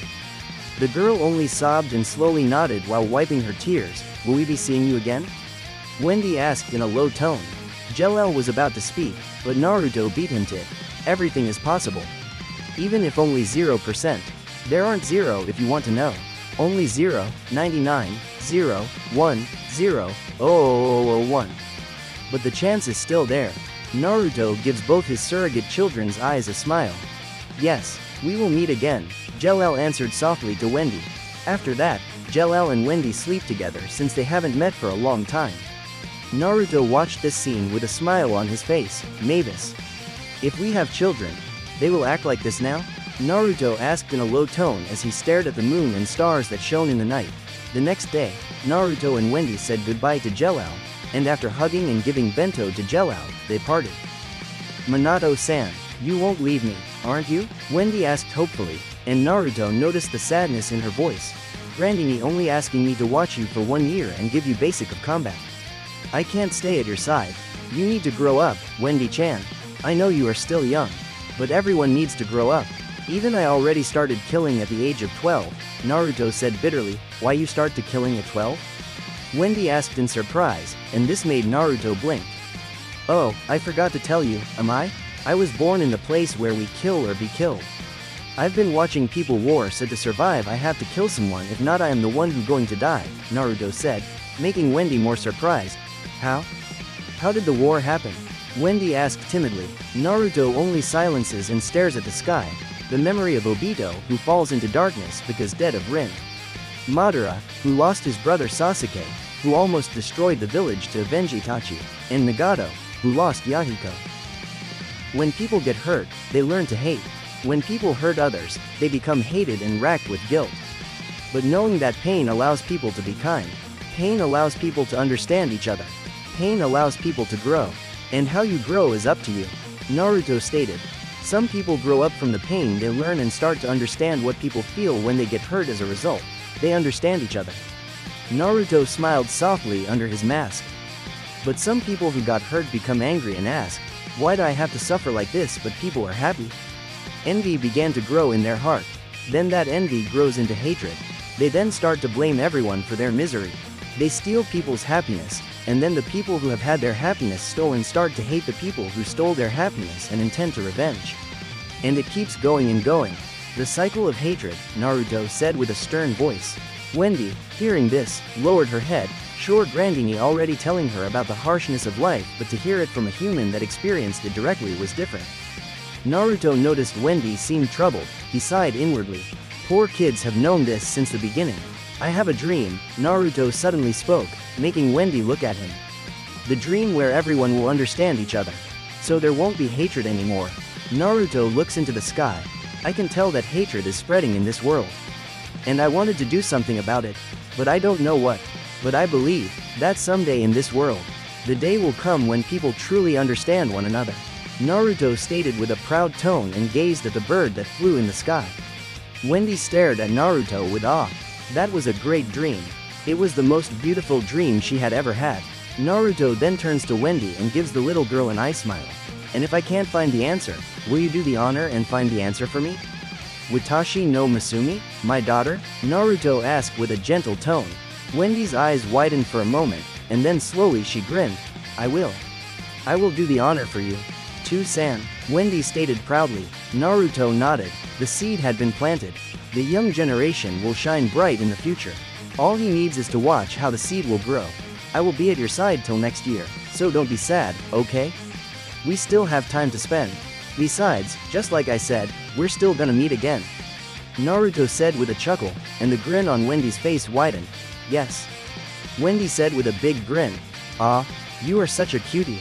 Come here to Papa. Naruto picked Wendy up and swung her gently. Wendy let out a little squeal and giggled, seeing her surrogate father's antic. She also squealed in happiness at the swinging. That night, Naruto stayed awake to guard while Wendy slept in a tent. Naruto sighed while looking into the sky. It's a beautiful night, isn't it? Naruto asked. I know you can hear me. No need to hide, you can come out now. I'm not a threat if you don't attack me. Naruto called. I didn't know you were able to sense spirit, young man. Naruto smiled and turned to see a small, slim elderly man with a long white beard, complete with a mustache, which extended up on his face's sides, making for a large pair of sideburns and his two bushy eyebrows as well. On his forehead was a tattoo composed of a dot surrounded by two arched stripes. That was my specialty. The name is Minato Namikaze. How long you've been here, sir? My name is Reupload. I've been here for over 400 years. Reupload answered, and Naruto nodded. I can tell from your eyes you are more than your appearance. How old are you? Reupload asked, making Naruto chuckle. I'm about 1,000 years old. Boy. Naruto's answer simply made Reupload's jaw drop to the ground with a comical expression. Eventually, he snapped from his shock and chuckled. I can't sense you're lying. It's been a while since someone called me boy, the old man chuckled. Of course, I'm not lying. So what you guard in here, boy? Why do you not go to another world? Naruto asked. Reupload sighed. He then started to explain about Nirvana. I see, that quiet weapon you got there. Well then, now is my turn to tell you my story. Naruto smiled, and then he began to tell his tale. How about he comes here as a dimension traveler, how he becomes immortal, how he finds love here, and how his real body is sleeping right now. That was very surprising. Are you sure you can believe me that story? Reupload asked, making Naruto laugh. Boy, how about we make a deal? Naruto asked. And what deal is it, old man? Reupload teased. Will you look after the girl that's with me? Naruto asked seriously, making Reupload narrow his eyes. I can't stay with her forever because I have a job to do. I plan to leave her next year, but I don't know where I should place her. She is still young. I can't place her in an ordinary guild. I want you to take care of her. Build a guild for her. Be her family. Naruto stated, Old man, you do realize that you're babying her if you do that, right? Reupload asked, and Naruto shook his head. I'm not babying her, boy. I simply give her a trial. Let her stay at your guild and start from zero. If she proves to be strong enough, then tell her the truth. Tell her the truth about why I left her with you. After that, tell her to join Fairy Tail. Do that, and I will destroy Nirvana for you, Naruto stated. Really? Reupload asked. When your spirit is gone, my friend will come to destroy the weapon since I'm a clone and don't have enough power to destroy Nirvana. After Wendy finishes her trial, a giant fox will appear and destroy it. Naruto nodded. If you say so, then I will take care of her. When will you come again? Reupload asked. Next year. I will return here. Do you need help building the guild? I can help you if you want, Naruto offered. A little help perhaps will be useful, Reupload chuckled. Naruto stood and crossed his fingers. Taju Kage Bunshin no Jutsu. Multi-shadow clone jutsu, Naruto shouted, and then 100 clones appeared, making Reupload's eyes bulge out. Start to work, boys. Naruto yelled. Yosh, all the clones shouted. Now Wendy-chan, be a good girl and stay here, okay? You already learned Tenryu no Saiga, Tenryu no Kajizune, Tenryu no Yokudeki, Sky Dragon's wing attack, and stronger Tenryu no Hoko. You will do well with them all. Naruto pats Wendy's head. 1 year passed, and Wendy's hair grew longer, and her height increased a bit. During their travel, they found some eggs that would grow into some cats. For Cammy's sake, what cat is born from an egg? Wendy has named the cat Charlie. That cat can talk and grow wings, Charlie. Take care of Wendy-chan, okay? Naruto gives the white cat eye smile. Don't worry, Minato. I will look into her, Charlie said without missing a beat. The cat has grown close to both Wendy and Naruto, they like her family. Naruto nodded, then turned into Wendy again. I'm going to miss you, Minato, Wendy sobbed as tears leaked from her eyes. Now we already talk about it, right? Naruto said, trying to not make his surrogate daughter cry. I know. But still. Wendy sobbed slowly and wiped her tears. Naruto sighed. It's also hard for him. But he didn't show it. He then kneeled in front of Wendy and gave her an eye smile. Close your eyes, Naruto said. Wendy blinked, but she did. Naruto uses genjutsu to hide his whisker, and slowly he pulls his mask and then gives a soft kiss to Wendy's forehead, making the girl's eyes wide open and blushing when she sees his face. Oh my god, her father is so handsome. For 1 year, Naruto never opened his face. Even she and Charlie worked together to open it only to meet another mask. Charlie cannot help but also blush when he sees his face and admits he is handsome. Go and make me proud, Wendy. I believe in you. Naruto showed Namikaze a smile, and without his whisker, he was like a replica of his father. Wendy responded, only blushing, and nodded. I will. I will become a great mage. I will become Sky Empress. Wendy the Sky Empress. Wendy stated with determination. Sky Empress, I like that name. Make your old man proud, Wendy, Naruto said as he pulled his mask up again and stood slowly. Remember Wendy-chan.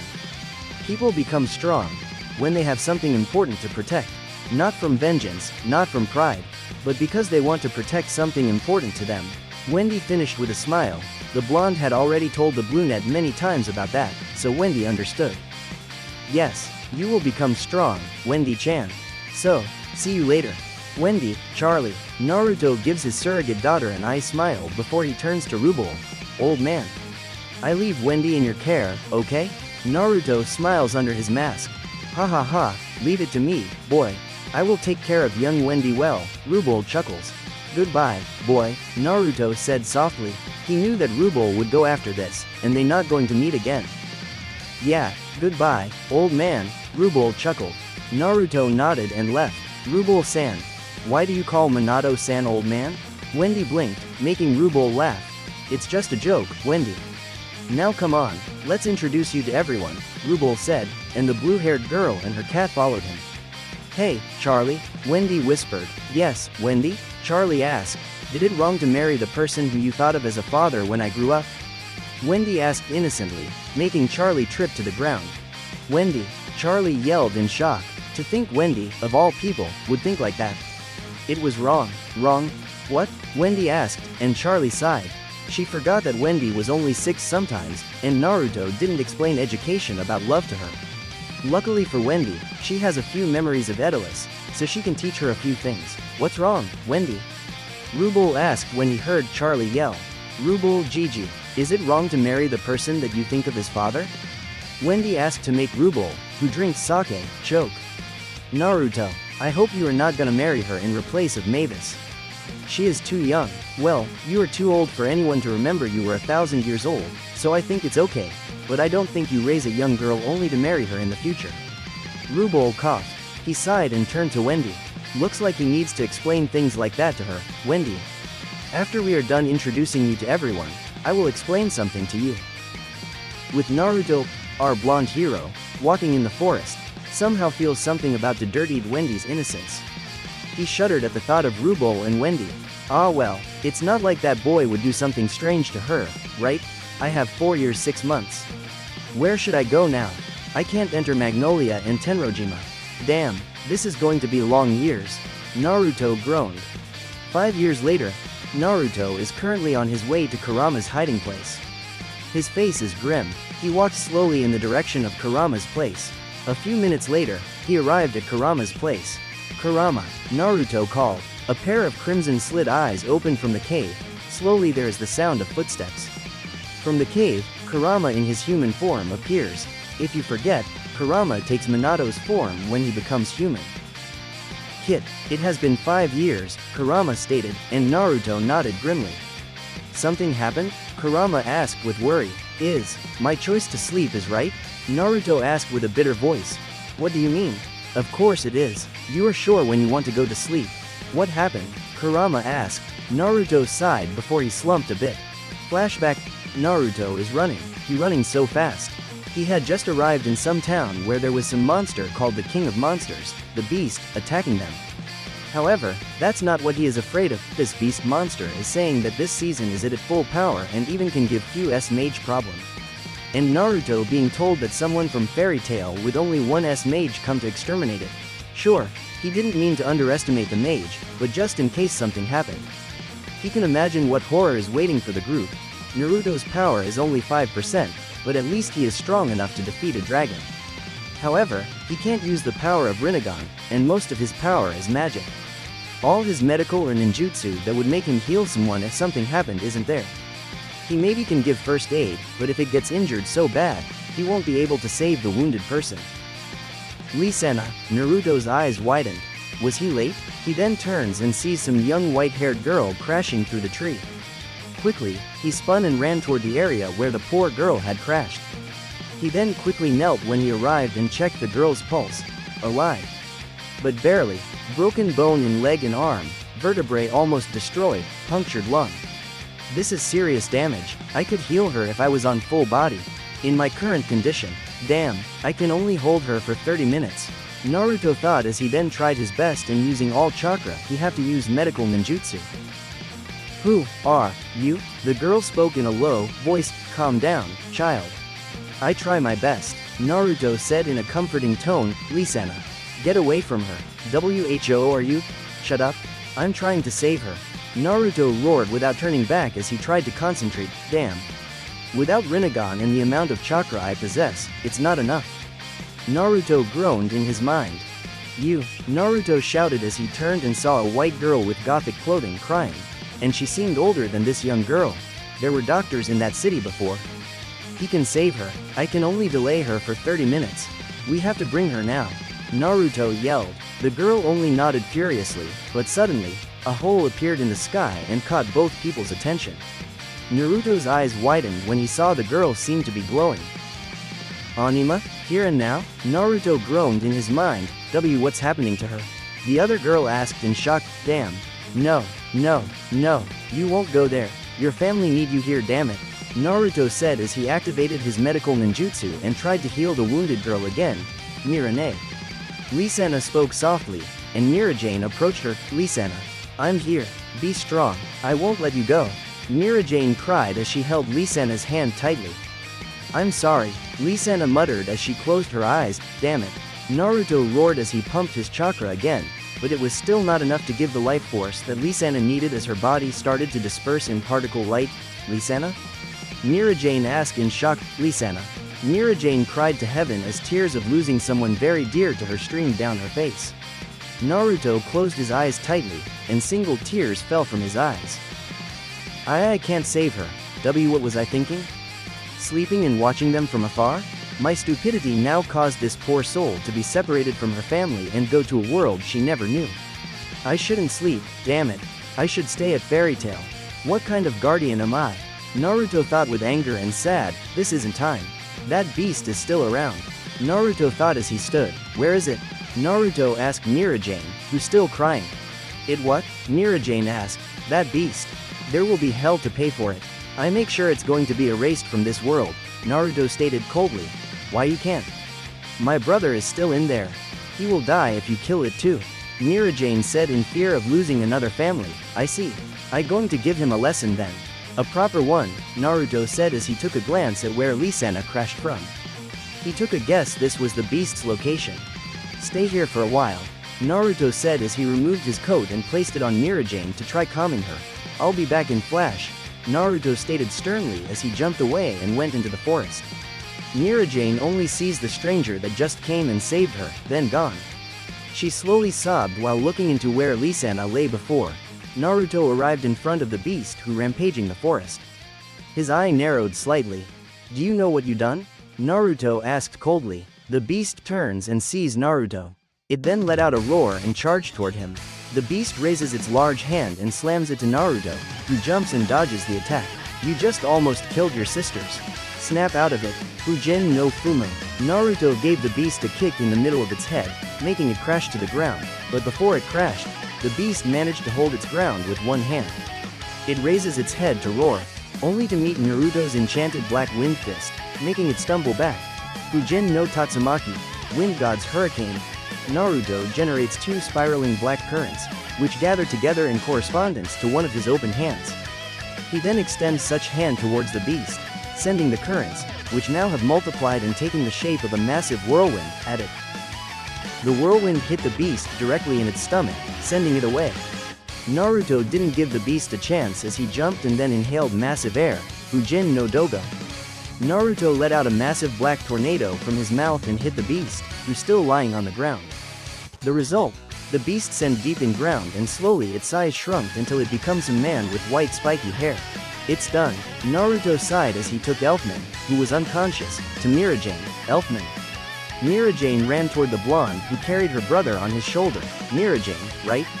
Naruto asked as he placed Elfman to the ground, and Mirajane nodded with tears still on her face. He's fine. Just exhausted sigh. Seriously, what was your thinking? Haven't you heard the rumor about the King of Monsters getting stronger this season? The reason why that beast rampaged is that during this season, it was time for it to go berserk. You should know this as S-Mage class. Naruto scolded Mirajane, who now only lowered her head. I'm sorry, I didn't know it would be like this, Mirajane said in a sad tone, with tears streaming faster. Naruto sighed. He wanted to scold Mir, but he knew the girl was taking this hard. He then approaches her and hugs her. SSSHHH. Is okay, it's finally over. Naruto whispered some comfort, and Mira cried on his shoulder. She cried so hard. Sorry for scolding you. It's not your fault, you're not supposed to know anyway. It's just a rumor that I heard from someone who was drunk. It's okay, Naruto whispered with a comforting tone and rubbed her back gently. Mavis-chan, I'm sorry, I shouldn't have slept since the beginning, Naruto thought sadly. After a few minutes of crying, Mira passed out due to tiredness. Naruto then decided to carry these two. He only has chakra that is only able to create a single bunshin, and he did. His bunshin carries Elfman while he carries Mirajane back to the village. After placing them in the hospital, he wrote a letter for them and took his coat back. He didn't explain much in his letter since he had to keep Jelal from Edelis' secret. I know you just got bad day and you must be want to talk to me. However, I'm afraid I have to leave since I have my problem. Your sister, Lisanna, was it? There's a chance she's still alive. That hole in the sky seems like it absorbs her life force. 3 things could be happening. 1. Your sister is still alive and was warped to somewhere, but wherever she went, if she didn't get healed quickly, she would die. 2. Your sister's body has been absorbed into that portal, and her body and life force have been consumed by it. 3. Your sister got sent to another world that we never saw. I know it must be hurt, but be strong. Make this into a lesson to become stronger. Grow up from the pain. Train to be stronger so you won't lose anyone precious to you again. Don't fall into the darkness. It's not your fault or your brother's fault. Trust and hope. You will meet your sister again one day. Believe in me. P.S. Can you please keep my secret about me? Including to your master. I know Makara. I plan to surprise him, so don't tell anyone about me except your brother Elfman, was it? Tell only him, okay? See ya. Flashback over. I failed to save her, Kurama. I failed, Naruto said sadly. Naruto is not your fault. Kurama frowned. Yes, it's my fault. I promised Mavis to look for her children. Our children, and what did I do? I sleep. Damn it, I sleep. I shouldn't sleep. How could I be so stupid? I shoal. Crash. Naruto got sent to the tree by Kurama, who backhanded him. What the hell? Why did you hit me? Naruto shouted. I never thought I would say this anymore. But Naruto, you become weak. Kurama said coolly. Weak? What you talking about? Naruto growled. Since when did you start to blame yourself for person dead? Since when? You never blame yourself before. How can you grow this soft? Kurama roared at Naruto, who now had wide eyes. You have life for 1,000 years, Naruto. You are not 18 years old and have only seen the dead once. You maybe begin your new life in here, but you still 1,000 years old. You have seen dead million times. How could one dead person make you into like this? Remember WHOUR, Naruto? Kurama shouted, and Naruto slowly lowered his head. You what? Kurama roared, I don't know. Naruto shouted back. I don't know. Naruto murmured as he looked into the ground. Ever since I moved in here and lived with Mavis, I noticed I grew soft. I didn't want everyone dead. I know it's wrong. People die, and it's natural. But I can't accept it. They are my children. Even though they don't know me, I always think of them as my children. Even I never meet them. I'm sorry, Kurama, Naruto said in a sad tone. It's okay, Naruto. You deserve it. It's only natural that you become like this. You never have children, so you are overprotective to them. But you have to remember who you are. You are Rikudo Sennin Naruto. Mavis perhaps didn't like this, but it's not your fault you can't save that Lisanna brat. Just like Mavis didn't want to think you helpless when she died. People die, and it's natural. Kurama stated as he looked into the sky. Didn't you teach Wendy about pain? Kurama asked as he glanced at Naruto, who still looked to the ground, leaning on a tree while saying, yes. People will grow stronger from the pain. And Lisena is also still not dead. Maybe she teleported to Edelis and got treatment. I hope she survives. Thanks Kurama. I need that. Naruto smiled to Kurama. As long you still remember who you are, Naruto. You are not the same kid who yelled to become Hokage anymore. Right now, you are a man that holds the power to destroy the world. The man that has seen many dead. The man who can create peace in a world that is ruled by hatred, Kurama said, and Naruto chuckled. You right, perhaps I growing soft. I think I need to dispel myself and let my sleeping body see this. Naruto chuckled. Yeah, but transfer your memories to me before you dispel yourself. Kurama nodded. Naruto then stood and approached Kurama. He touched his forehead for a moment before melting into a puddle of blood. Stupid brat. Your training with Wendy is very good. I'm sure she will be one hell of a mage someday. Kurama chuckled, and he saw some parchment on the ground. So if this thing is glowing, that means it is time to destroy Nirvana, huh? Kurama said as he took the parchment. It has been 8 years since Kurama saved Urza. Kurama, after a year of 777X, starts to meditate for 5 years to regain his powers. 2 years after, Kurama meets with the Naruto clone. He visits Lisena's grave and places some flowers on it. He decided to sleep again after 1 year of being awake since he was still tired because he had been meditating.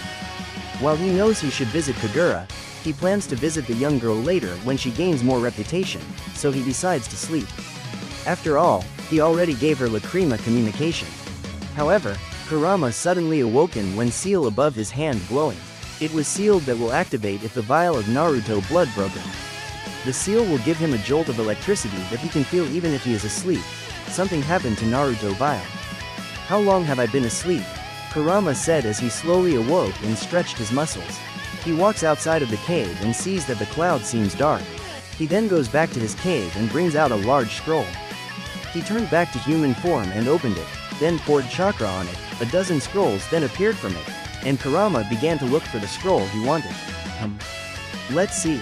Fuinjutsu, Ninjutsu, Genjutsu, Chakra Pill in Emergency, Naruto Blood Clone 2, History of Hagoromo Otsutsu. Wow, he still save it? Where are magic items, Naruto Blood, and Food Emergency? Ah, there you are, Kurama stated as he brought 3 scrolls. He then sealed the rest that he did not use. He opened the Food Emergency first and summoned some food and ate it. While eating, he opened the magic item scroll and brought out Lacrima. He activated it and saw the date was today. 784X? I haven't slept for 2 years. Damn, no wonder I still sleepy. Kurama shrugged, then he resealed the Lacrima. He takes some Naruto vial blood with him from the scroll and then reseals everything after he is done. He slowly floated and sniffed. Now where is Fairy Tail direction? Kurama asked as he flew. Earlier with Makarov, who was hurt because he lost his magic, is being healed with Porlyuzuka. She has gathered the magic essence that Makarov lost during Get Absorbed by Arya. What is this? Porlyuzuka noticed that Makarov held some vial filled with red liquid on his pocket and some parchment. What is this? Porlyuzuka takes the vial and observes it. It's blood. Why the hell Makarov brings some blood and some parchment in battle? Porlyuzuka growled. She sighed and placed it on the table. However, due to the vial shape that is like tube, it rolls and falls from the table, causing it to break. Ah, damn, now it's broke and dirtied my floor. Porlyuzuka growled. Present at Fairy Tail, a fist was slammed into the wall of Fairy Tail's bathhouse. The steam was thick, but bright scarlet hair gave away the room's occupant. Damn it, Urza slammed her fist against the wall once more. If only I had gone with the master, we wouldn't be in this situation. She closed her eyes and went through their options. The master is out of commission, and Mistogen and Laxus are gone. Many are injured as well. Is it even possible to continue this war? She clenched her teeth. If he was here, what are you going to do? Minato-san, crash, crash, crash. Her eyes shot open at what seemed like the sound of giant steps. Whatever it was, all it meant was trouble. She immediately grabbed her pink towel, wrapped up, and dashed outside of the guild with everyone else to see the source of the steps. When she laid her eyes on said source, she could hardly believe them. A castle was seemingly attempting its best impression of a spider and was lumbering toward the guild via the sea. Phantom, she thought with a fierce scowl, what the hell is that? She knew the voice belonged to Natsu, but her full attention was being taken by the castle. The guild is walking. She heard Happy say, Phantom? Loki, this time, what are we going to do? Wakaba uttered weakly. As the guild drew closer, Urza was shaking slightly, be it from fear or from fury, she couldn't tell. Who could have anticipated this method of attack? Finally, Phantom's guild castle came to a rest. The front wall began lowering to reveal a massive cannon barrel. Is that Fairy Tail? What the hell is that castle? Kurama yelled as he appeared above the sky, seeing the scene. That symbol, if I recall, it was Phantom Lord. I remember their master got his ass kicked by Makarov before. Is this revenge? And where the hell is Makarov? Kurama growled. The barrel extended to its full length once the wall had finished lowering. Not even a second after it finished extending, it began forming a massive dark ball of magic. The intent was obvious. Urza's eyes widened. Everyone, take cover, she shouted at her family. She heard cries of objection as she began running in front of everyone. Is that Urza? Did she join Fairy Tail? Oh well, I'm not surprised. She must have been inspired by Rob. Damn, she become hot girl.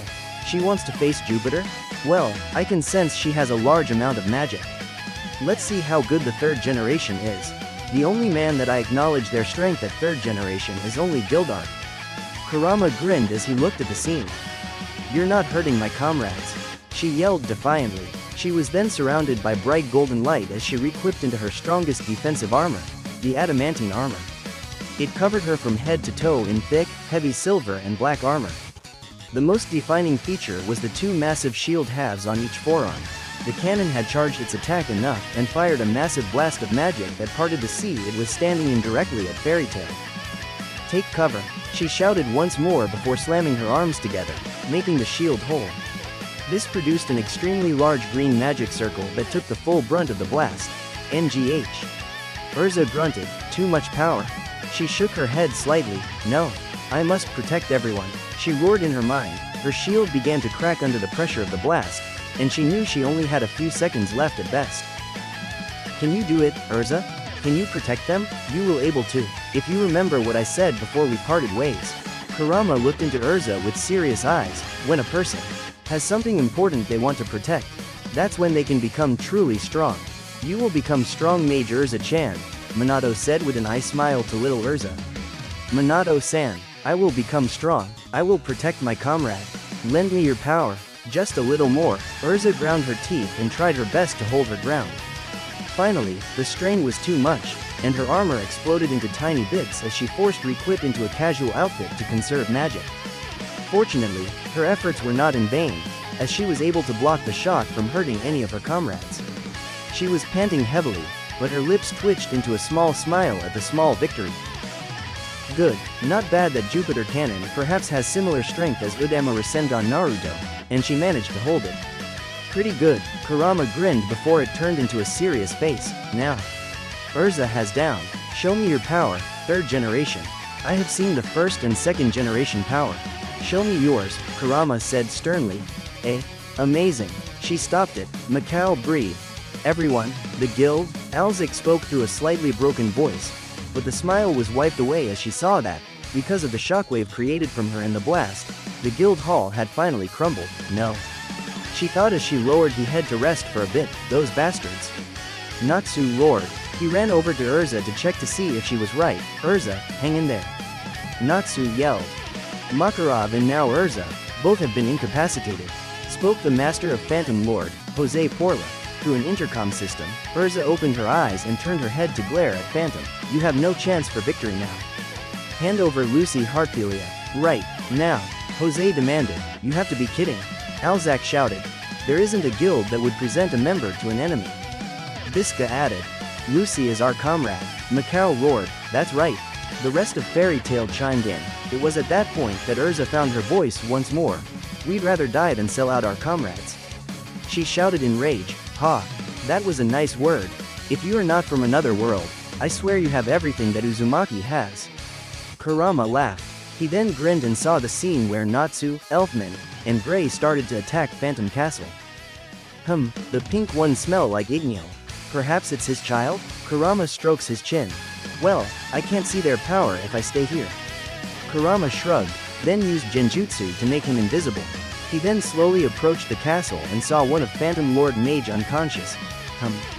Maybe I will peek at his memory, Kurama said as he then placed his hand above the unconscious mage and closed his eyes. Few minutes later Kurama opened his eyes and frown placed on his face. The hell?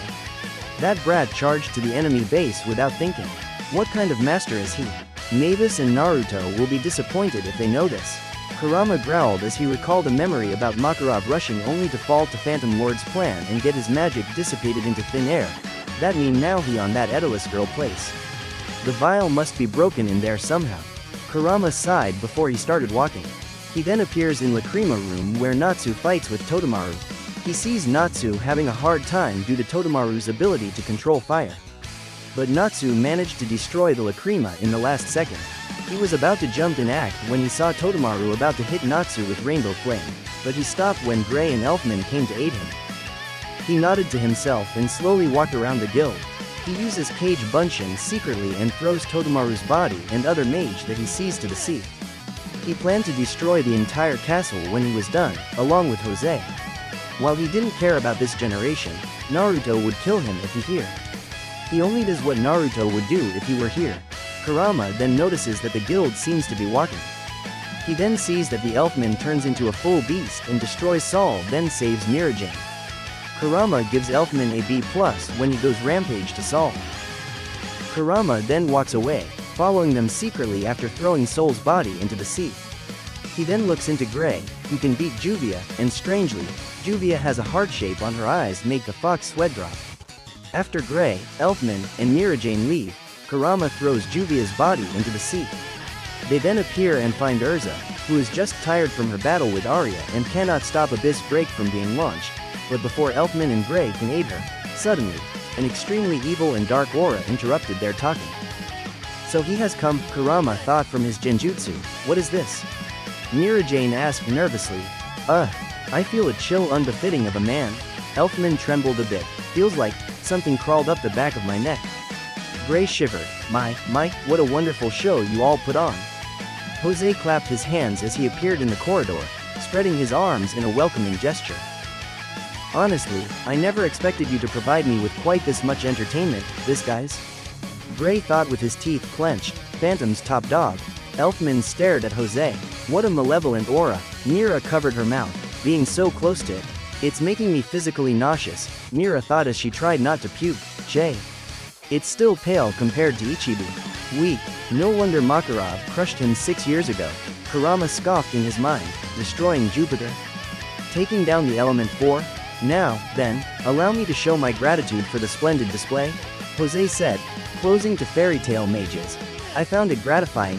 Gray and Elfman stood in front of Mirajane to cover her as Jose waved his arm, and they were both struck by lightning like magic streams. No, get back. Mira yelled, but it was too late. Gua, Yua, Gray and Elfman screamed as they were burned by Jose's magic. Gray. Elfman, Mira shouted as Jose waved his arm, eliciting a powerful magic wave that smashed fairy tale mages into the wall. Jose sent a stream of energy toward Urza, but she dodged it, once again performing her armor. She dashed to Jose, tearing through his magic, and tried to hit him with her sword, but he dodged her attack easily, grabbed Urza, and threw him away from himself. Urza overturned in midair and landed on his feet. If I'm not mistaken, you was able to block Jupiter, and after that, you fought with one of my strongest mages. How can you possibly stand? Jose asked in slight amazement. I have to protect my friends. Urza answered, panting, you can do whatever you want with me, but I won't let you touch those I love. Urza growled, well said, you have everything that a Uzumaki woman has. Kurama smirked, such intestinal fortitude. Jose smiled evilly. You're truly the woman worth killing. When fairy tale members were enjoying their success because Abyss Break was cancelled, far away in the forest, inside Porlyuzuka's treehouse, Master Makarov opened his eyes. Makarov, the old lady was surprised. How do you feel? Porlyuzuka asked as he sat in bed. Hey, you should stay in bed. She exclaimed, as if I'm going to listen to you. Makarov mumbled as he hopped off from bed and headed to the wardrobe to take his clothes. but then he realized that the vial and Naruto parchment were gone. Poor Yuzuka. Where are the parchment and vial in my clothes? Makarov asked. They were on table. The vial is broken, so I clean it. And why the hell you carry blood with you? Poor Yuzuka asked. Broken? Makarov's eyes widened when he remembered what Kirito had said about if the vial broke. I will take my leave now. Makarov stated sternly, you going to your death? Poor Yuzuka asked emotionlessly, I'm going where I should be. I can't lay here while my kids are fighting for our home. Makarov replied and headed to the door. Sorry for the trouble. Makarov added as he stepped out from the door, honestly. Poor Yuzuka shook her head, you never change. I think this is where I step in. Urza is barely able to stand now, Kurama thought as he dispersed his genjutsu and henge into Makarov. Urza, that's enough. Makarov said sternly. Master, Urza called happily, seeing her master already arrive. Oh, you have arrived, old man? Jose grinned. Take Mirajane, Gray, and Elfman and leave. I will handle it from here, Makarov stated sternly, and they did. When Urza and everyone else left, Jose began to laugh. Ah, good, I don't have to amuse myself with your peons anymore. But rest assured, they'll be following you to the afterlife shortly. Jose grinned. One question before we start. Why are you attacking us? Makarov asked seriously. Why? The Phantom Lords have always been superior. Throughout this land, our magic was unsurpassed, our members' skills were unsurpassed, and our resources were unsurpassed. Then, out of nowhere, in a matter of years, Fairy Tail came to the forefront. Jose paused and clenched his fist. Gildarts, Laxus, Urza, Mistogen. People in our territory began to utter your names. Jose spoke with hatred in his voice. Right before my eyes, Fairy Tail was allowed to share the spotlight with Phantom Lord. That was unacceptable. How could a sorry excuse for a guild be seen as our peer? Jose growled. So, you did this because of envy? Makarov narrowed his eyes. Envy? You misunderstand? Jose replied calmly. I simply wanted to put your guild back in its place and remind you who the superior guild is. It's because Phantom Lord has always been a superior guild, but Fairy Tail's arrival out of nowhere took away our glory. Something like that is unacceptable. And it makes me angry when someone stole our place. Jose growled dangerously. I see. Then with such reason, even Mavis won't forgive you, heh. Naruto will torture you in genjutsu before kill you for what you did. Makarov sighed. Mavis? Naruto? The hell you talking? Jose growled, but then he was shocked when he saw Makarov grin at him. No, not a normal grin, a sinister grin. Well then I guess I can teach you a painful lesson first before killing you, Makarov said wickedly as his eyes suddenly turned into crimson with slit. You. Not Makarov, who are you? Jose shouted, and his magic started to circle his hand. Makarov's body suddenly burst into a red aura and destroyed the ground around him. Suddenly, Jose felt sick. The aura that Makarov leaked is 100 times more potent than his dark magic. If his dark magic did not have a similar aura, he would fall to knees and throw up his breakfast. Why you? WW what are you? Jose started shaking as he saw the crimson wave covered Makarov figure, but a pair of white eyes appeared from it. The crimson aura then exploded, and it was enough to make Jose skidded away a few feet. When the smoke cleared, a pure red creature that took shape into a fox with 3 tails on his back appeared. A.N. If you are confused, just imagine the second cloak of Jinchuriki, but it takes shape into a fox. Why you not human? Why you are a demon? Jose stuttered as fear started to crawl into his body, and he took a few steps back. Yes, I am a demon. If you want to know, I am Demon Guardian of Fairy Tail. But you won't live to tell anyone about me, Kurama said with a demonic voice. Don't underestimate me, dead wave. Jose extends his right arm sideways and generates several of his ghosts around it, which start circling it in spirals. He subsequently shapes such ghosts into a destructive wave of darkness magic, which is sent rushing at the enemy, splitting anything in its path, including the ground itself. Kurama simply stands and does nothing. The attack then hit him directly. Jose started to grin when seeing this but turned into shock when he saw that Kurama was unharmed. He did not even move an inch from his place. Dead wave? Please, you are not worthy to use the name death. Only Zareth is worthy.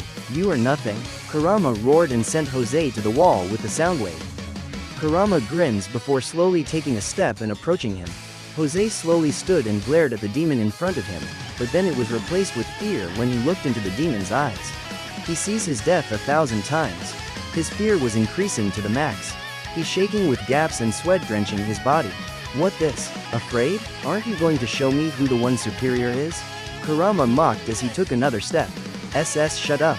Jose roared as he shot numerous dead wave to Kurama. All of his attacks hit Kurama and destroyed the wall behind him. But Kurama was unharmed. He simply stands and looks into Jose. Is that it? Kurama asked in a bored tone. Jose roared, and all of his magic exploded from his body. A large magic seal appeared in front of him, and a wave of purple beam hit Kurama. The effect was so devastating that it even created a large hole and pierced the building wall, destroying it. But to Jose's horror, Kurama was still there without moving. That tickle. Is there more? Kurama asked. At that moment, Jose swore he saw a giant nine-tailed fox in front of him. His fear started to increase to the max, and he began to take a step back. Stay away from me. Jose yelled as he turned away to escape. Playing the hunt, huh? Well, I don't mind. Kurama grinned wickedly. Meanwhile, Jose's mind didn't work properly anymore. Run, run, that was the only thing his mind said. That's Mosner who after him is Definitely going to kill him. Gajeel, Juvia, everyone, where the hell are you? Jose roared as he ran faster. And to his relief, he then sees Arya. Arya, good to see you. Jose stopped, grinning. Master, what happened? Arya asked. I need your help. You have to dissipate another person's magic. Jose said as he took a glance behind his back and saw that Kurama was not there. And who is that person? Arya asked again. It was. Jose's face turned into horror when he saw Arya's body cut into half, blood spouting out from his body and wetting Jose's face and body. From the body, Kurama appears with a grin. Ops. He's dead, Kurama said playfully. HHHWAAAAA. Jose shouted in horror as he then ran back, but he could hear Kurama's laugh echoing in his mind. He ran quickly to leave the castle, only to meet with Kurama again, who seems to be waiting for his arrival. No one will come. I already threw out everyone except that Arya guy. Poor, he didn't manage to escape, so I have to kill him. Your Iron Dragon was defeated by our Fire Dragon just before I showed up. Kurama grinned manically. PP, please leave me. I swear I won't do this anymore. Spare my life. Jose pleaded as tears started to form in his eyes. Kurama simply grabbed his throat, and his cloak chakra slowly burned Jose's skin. Pathetic. You talked about being superior just a second ago, and now you're begging? Che, you make me sick. Remember this before you die. Where fairy tale psycho desu, we fairy tale are the strongest. Kurama stated simply before a crimson wave engulfed him and Jose. Earlier with fairy tale. WW, what is this magic? Urza, who had just gotten back with everyone at their place, suddenly felt sick. She almost puked, but she managed to hold it. Mira Jane also saying while Lucy, Happy, Elfman and other mage already puked, but to everyone relief the aura soon gone and everyone able to stand again. That aura. It seems familiar, though. Urza narrowed her eyes slightly. She swore that she had felt that aura before. The difference is only that this time, the aura seems stronger. My nose. Natsu yelled suddenly and pinched his nose, and this got everyone's attention. What's wrong, Natsu? Mira Jane asked. Smell of blood. It's very strong. Natsu groaned. Everyone? Why are you here? Is the battle already over? Everyone then turned to Makarov, who's standing with a surprised face.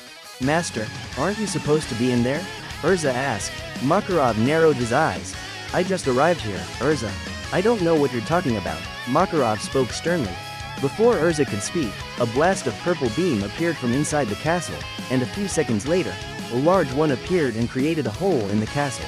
Isn't that Master Jose magic? Urza asked. Yes, whoever is fighting Jose must be very strong if Jose shot that large magical energy, Makarov said sternly. Shall we go and see? Mira Jane asked.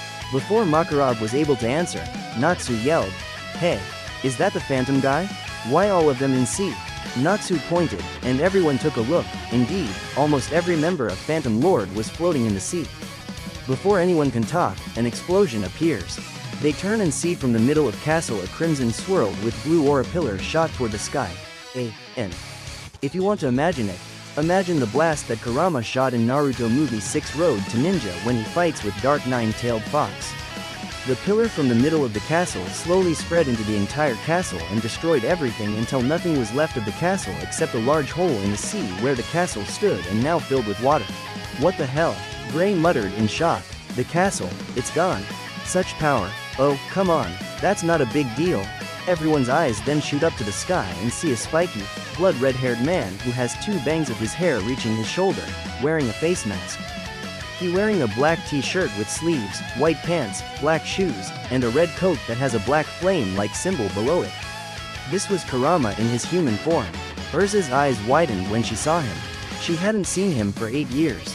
He just suddenly went after he gave her artificial eyes. He is also still wearing the same outfit. Spiky blonde, blue sapphire eyes. He is the one who helped us in the forest 2 years ago. Mira Jane's eyes widened when she saw Kurama in Minato form. Who the hell are you? Natsu roared to the Kurama, who slowly floated down and landed with a soft thump. Natsu, calm down, Lucy warned, and Natsu nearly ground his teeth. His stench, the stench of blood surrounded him. No doubt the stench before because of him, Natsu growled. Geez, shut up, will ya? You, Igneo, son. You tend to take things to the excess, Kurama said in annoyance. Before Natsu could reply, Makarov stepped forward. And you are? Makarov asked. Minato Namikaze, a wanderer mage, Kurama stated simply. Minato-san, Urza murmured as tears started to flow into her eyes. Kurama hears someone calling him and sees Urza. Oh, Urza. It has been 8 years, if I recall. You have grown into beautiful women. Kurama gives her an eye smile. He's so dead. Everyone in the guild thought this when they heard Kurama flirting with Urza, but to their shock, Urza blushed and looked into the ground as if some father was praising his daughter. TT thanks. Urza said shyly. Makarov decided to see enough and then clear his throat. Now, Minato-san, why are you here? Makarov asked. Kurama merely summoned a scroll and opened it, and then a vial of blood appeared. You know why. Here's the replacement for that, Kurama said as he handed the vial and made Makarov's eyes widen. Then he remembered what Purhito had said when the vial broke. Makarov nodded, then took the vial. Thanks. If you may, Minato-san, would you talk with me privately in my place? Makarov asked. Place? What place? Kurama deadpanned as he looked into the guild house that had been destroyed, making Makarov's sweat drop. I mean when we did fix this place, Makarov said sheepishly. Kurama stares at him blankly before approaching him and doing something that surprises everyone. He punches Makarov in the head, hard enough to bury his head in the ground. Master. The entire guild said with worry. What were you thinking? Charging to the enemy base without a plan? The hell? Kurama growled at Makarov, who just pulled out his head with a large bump on his head. If Purhito hears this, he is surely going to punish you. And I don't need to remind you how he punishes people, right? Kurama warned, making Makarov pale. I'm sorry. Makarov immediately apologized, but he never wanted to face Purhito's punishment. While he was a good figure for the guild, he was sadistic when it came to punishing people. He did not doubt that this Minato person was on the same level as Purhito. He could see it from his eyes. The greatest strength in war is mind. In one-on-one, maybe strength is needed, but war is another case. Mavis is strong not because of brute strength but because of her strategy. You of all people should know that. Kurama lectured Makarov. Meanwhile, the whole guild was in another shock level. It's not every day you see Makarov get scolded like this. Well, except when Mira found his magazine, but that was a different case. I don't know either I should angry or praise him to be able to lecture Master like that, Hana commented. This is my first time seeing Master being scolded like this, Mikao said in shock. That's scary, Lucy commented. He like Urza when she angry. Hey Urza, what you relation with that man? Gray asked Urza. He saved my life one day. And give me a right eye. The truth is my right eye is wounded and can't see, but Minato-san gave me an artificial one. Urza explained without taking a glance at Gray. Her gaze still focused on the man who had saved her years ago and who was lecturing her master now. Minato-san, so you've been watching. I'm sure because of that I remember your words before. Urza smiled softly. That guy must be pretty strong if he can scold Gigi like that. I want to fight him. Natsu pumped his fists together. Beat it, fire breath. He will kick your ass before you able to touch him. Gray mocked. What was that, you ice princess?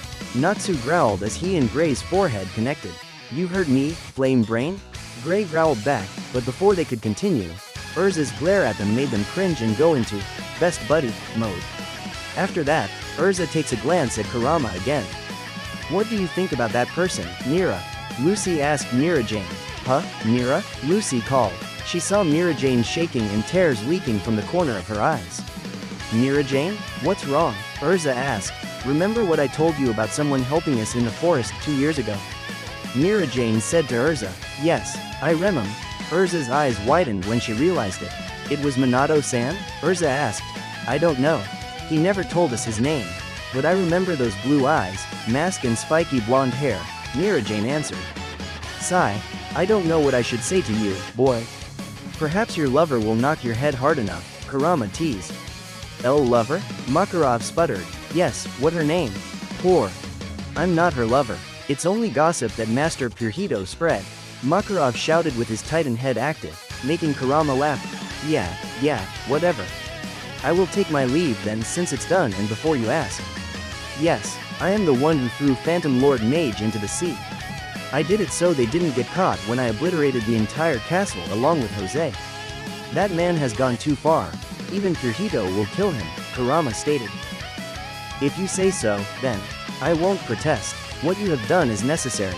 I will report to council that Jose is dead because his castle exploded after the battle, Makarov said, and Kurama nodded in agreement. Good. I think you already know that I never exist in the face of the Magic Council. I will take my leave then. Don't break the vial this time, and we will talk after you rebuild this guild, Kurama stated sternly as he turned into the guild member. Your guild is filled with bunch of reckless, troublemaker, destroyer, stranger, idiot and crazy. Kurama deadpanned, making the whole guild shout with razor teeth anime. Hey, Kurama sighed before he turned into Makarov, who had a gloomy aura surrounding him. A grin formed under Kurama's face, and he gave Makarov an eye smile. But despite that, the bond this guild has is good. You know, this guild has become a wonderful place. Keep up the good work.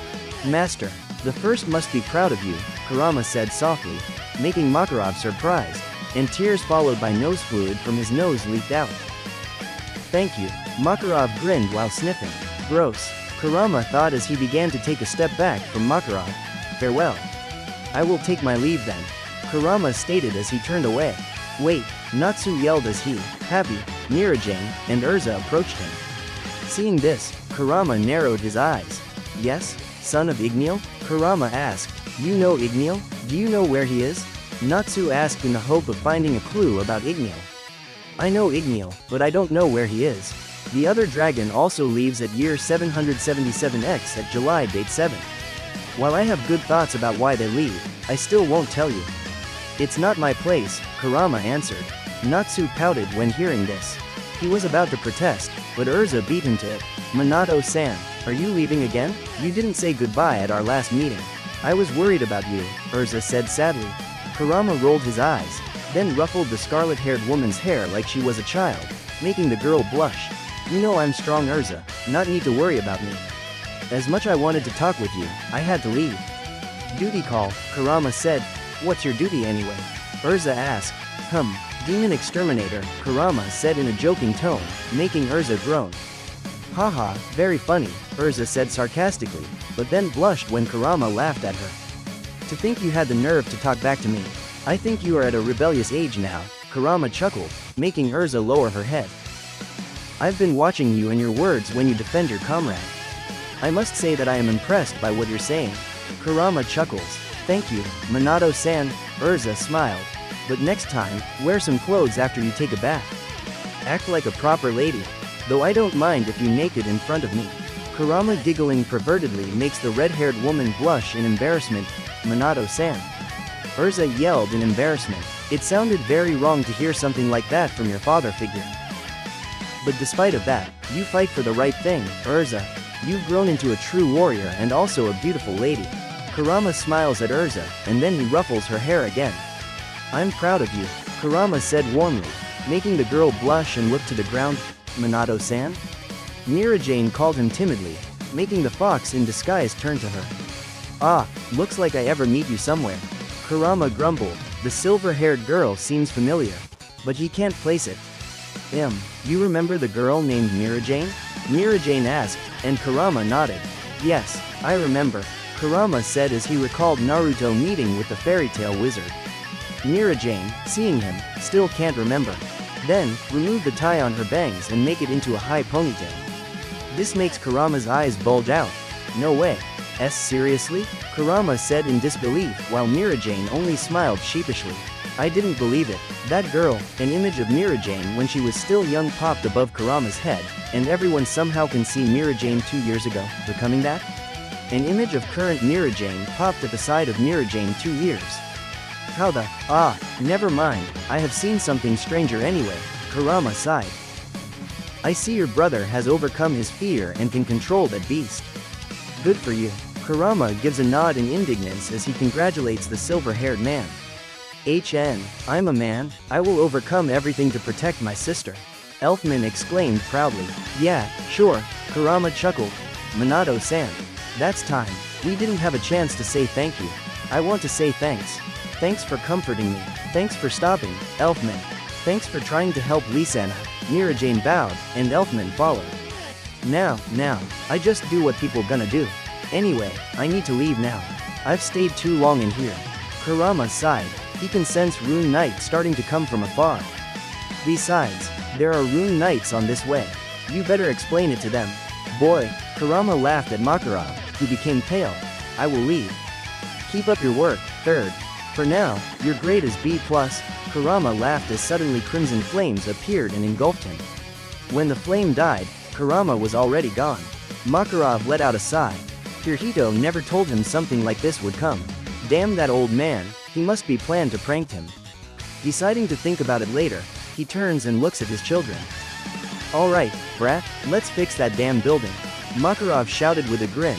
Yash, you know, Minato-san are quite charming. Mira Jane smiled to Urza.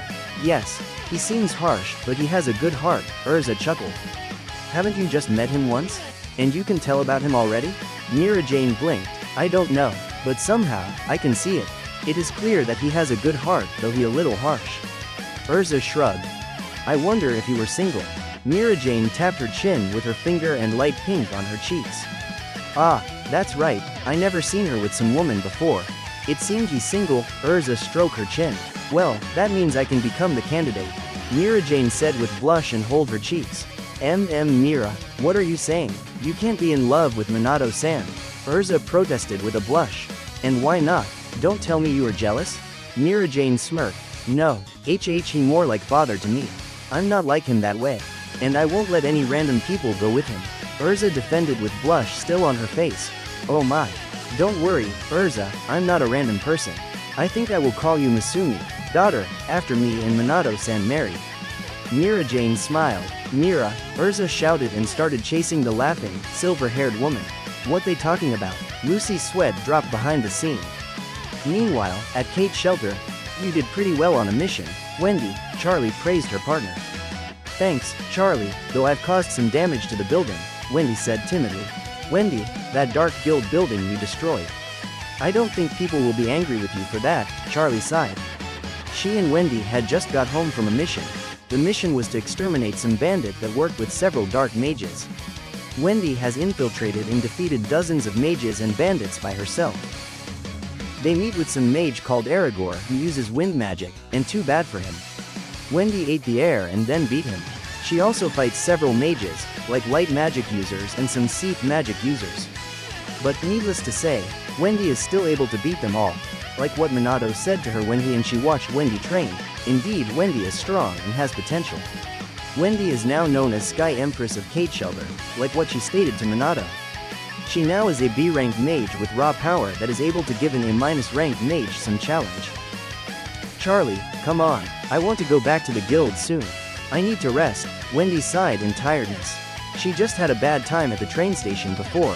She did want to cast Troya, but she realized that if she kept casting it to herself, she would become immune to the magic, and when she needed it in an emergency, she would be vulnerable. Hi, Charlie sighed. She didn't know why Dragon Slayer are weak in transportation. It's strange that they ever ride dragon but can't ride single the child. Suddenly, Charlie's eyes widened, and a flash of the scene appeared in her mind. The first scene that flashes is Wendy barely able to stand, and around her several mages laying in the ground seems defeated. There are 6 people stand in front of Wendy. One of them is dark-skinned and holds a staff that has a symbol of a skull. He then raises his staff and is ready to launch a final attack. The second scene was Wendy standing with some pink-haired man who wearing a white scarf. They seem to be fighting a spiky red-haired man. The pink-haired guy has fire in his fist, Wendy has his wind, and the red spiky hand seems to turn into a claw. The third is what makes Charlie afraid. The scene won't be removed from her mind forever. All mages that with Wendy before, including the pink-haired guy and Wendy herself, was laying ground. Their bodies were covered with bruises.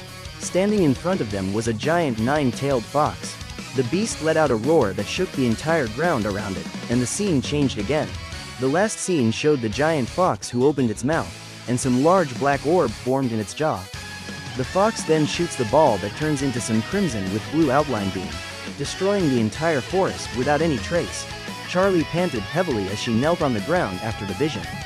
Her body trembled, and sweat began pouring down on her body. What was that? Who are those 6 people? Moreover, what is that giant fox? That forest seems near Cal's shelter. I'd destroy the whole forest with single attack? What is happening? Charla thought in fear and panic. That fox was scary. Screw scary, it's more like a creature from the demon realm. She could feel the menacing aura just by staring at its form.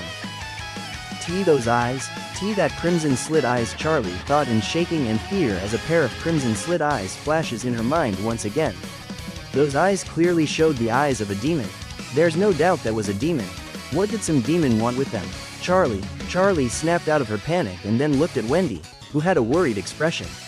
What's wrong? You're shaking so badly. I called you many times but you didn't answer.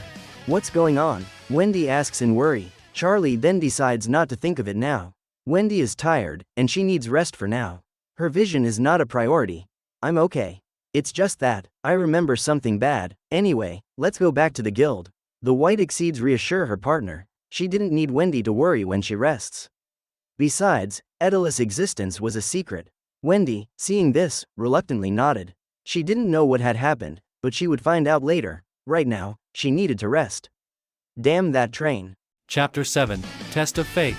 Another month has passed since Kurama last woke. He has done nothing, simply walking around the world. He has heard the rumor that Sky Empress of Cult Shelter, B-rank mage, despite her young age, she able to defeat many members of Dark Guild. He noticed that Wendy seems to get stronger at a young age. She also gained another nickname, Sky Maiden, due to her ability to heal people. Looks like Grandini taught her well in healing, Kurama chuckled. The young dragon slayers are strong for their young age and yet, also good healers. She is only 12, perhaps, but she already B-rank, which means in Shinobi world, Wendy is our Chunin or low Jonin level, and that wasn't bad. Not to mention her healing ability. Naruto has stated before that Wendy had potential if she got trained properly, and it looks like he is right. A/N, yes. Wendy is stronger than in canon, so you guys can expect that when she fights with Kelia, she's going to give the Sky God Slayer a surprise. I mean, seriously. Wendy is still young, but she is strong enough to fight against Hades, that cyborg dragon thing in Idolos. If she gets trained in combat magic properly, she will be stronger than Sting and Rogue when she is 17. Heck. She may even be on the same level as Natsu or Urza. However, despite the good rumor about Wendy, Kurama also has a few things that disturb him. First is a dark guild called Grimoire Heart, and its leader is Hades. Kurama doesn't know about that guild except that the members are users of lost magic. Somehow don't know why he has a bad feeling about that guild. The second is another dark guild called Tartaros. Tartaros is our mysterious guild. Kurama didn't find anything strange about them, but there is no factual knowledge of the guild, such as their base of operations or the number of their members. And what most makes Kurama seem bothered, it is said by a few witnesses that they are a group that gathers to worship demons. No. Do not worship demons. Their members themselves are demons. Kurama has met with one of their members. the man called Jackal confronted him and asked him to join them. But the fox refused, stating he wasn't interested. This made Jackal annoyed and start to babble and challenge Kurama, only to get crushed by Kurama mercilessly. Kurama, who at that time was wearing a hood to hide his figure, transformed into a 10M nine-tailed fox and destroyed Jackal to the core when the bomber started to mock him about being a weak demon. The bomber tried to fight back by blowing the entire Kurama's body, but it merely made the giant fox tickle, and instead of blowing Kurama, he got shot by Bijudama and blew up along with the entire forest. Kurama knows Jackal is still alive. While his body is destroyed, Kurama can feel Jackal's spirit escape. Much to his annoyance, he roared at the sky and made sure that the Jackal spirit was able to hear his threat. If they disturb him, not even Zeref will be able to save them from him, who gonna devour their souls one by one. And not long after that, the Rune Knight came and checked the forest, but they didn't find anything except a large crater. The last thing that troubling him is the rumor about the Tower of Heaven that going to be used to revive Zeref.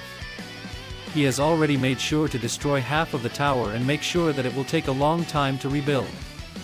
He did want to destroy the entire tower, but at that time, there were still many slaves left, and the ship was not enough to carry them, so he left the tower half destroyed. Though he actually didn't care. Zeref is still alive. Why does he care? That tower is useless. Speaking about the tower, he has to visit Kagura. Yeah. He then walks toward Mermaid Heel and goes to meet Kagura. It has been more than 8 years since he has met her. He then walked in that direction. Mermaid Heel, Kurama smirked, seeing the symbol of a mermaid.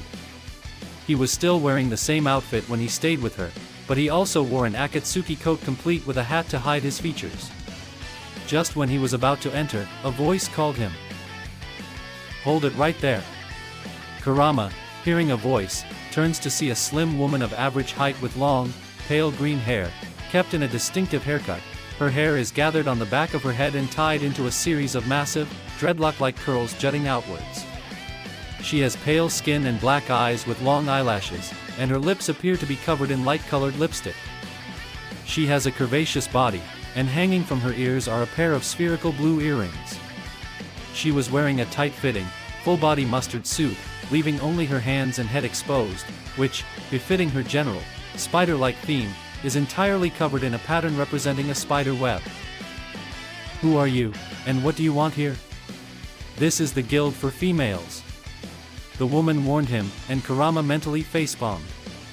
Crap, I forgot about that. Well, young maiden. I was planning to visit a friend, her name was Kagura Mikazuchi. Kurama answered with a nice smile to the woman. Are you one of Kagura's fans? The woman asked, and Kurama's eyes twitched. She has a fan club? Oh well, she's quite cute when she's little, I don't care anyway. No. I want to meet her personally. Can you call her for me, miss? Kurama asked. Arana. Arana Webb. And you are? Arana asked him back. Minato. Namikaze Minato. Kurama answers calmly. I'm sorry, Minato-san, but she is not here now. Could you please leave now? After all, this is the guild for girls, Arana asked politely. This guy is suspicious. He wearing a hat and a coat like that. Is he some criminal? Arana thought. Oh well. If you say so, then sigh. I think I will wait for her near here, Kurama sighed. I'm sorry, Minato-san, but we have a rule that men won't be allowed to get near our area. You have to be at least 10m far from our guild, Arana said sternly. The hell? This woman is troublesome. What's her problem with me? Kurama's eyes twitched again. What's wrong in here? Kurama then turned and see a young, slim, B-cup-sized breast, with long, straight black hair that falls to the middle of her back. It is cut in the traditional Japanese, princess style. She dons an elaborate blazer with gold lining, and a large collar, which is open to reveal a collared shirt and red tie underneath. The cuffs of this jacket are tucked into a pair of white wrist-high gloves. On her legs, she wears a pair of black tights, which are tucked into a pair of knee-high boots and sit under a short white frilled skirt. She also wears a white headband with a white ribbon tied at the middle in a bow, pointing straight up. That hairstyle. Kagura. She's grown into beauty one. How old does she know? She should be 2 or 1 years younger than Urza, which means perhaps 16? Kurama thought and whistled inwardly. Ah. Kagura. Arana said nervously. Is there a problem in here, Arana? Kagura asked calmly, and she turned to the man in front of her. Who is he? Kagura thought. There's one of your fans come to meet you, Kagura. I simply said you're not here, so he won't bother you, Arana answered as she glanced at Kurama, who snorted. Please. I just want to meet Kagura, and you act to me like I'm some strange stalker who stalks Kagura wherever she goes, Kurama said with sarcasm. Arana. Who's going to meet me is not your business. Even if it's fans, if only one, I still can handle it, Kagura said sternly to Arana, who pouted. I apologize, sir, for my friend's behavior. Now what do you want to talk about? Kagura bowed a little to Kurama. Looks like she became polite like what I told her. Good. Kurama smiles inwardly. Ah, thank you, Kagura, for clearing the misunderstanding. I come here to test something, Kurama said with lower his hat and covering his eyes and hair, making his appearance become more mysterious. Test something? Kagura narrowed her eyes. This man. Something fishy about him. It feels like I've ever met him before. Could it be? Dark Guild member? Kagura thought seriously as she observed Kurama's stance, though Kurama seemed relaxed, but she could feel his muscles were always ready if something happened. Yes, Kurama said calmly before he went from their sight.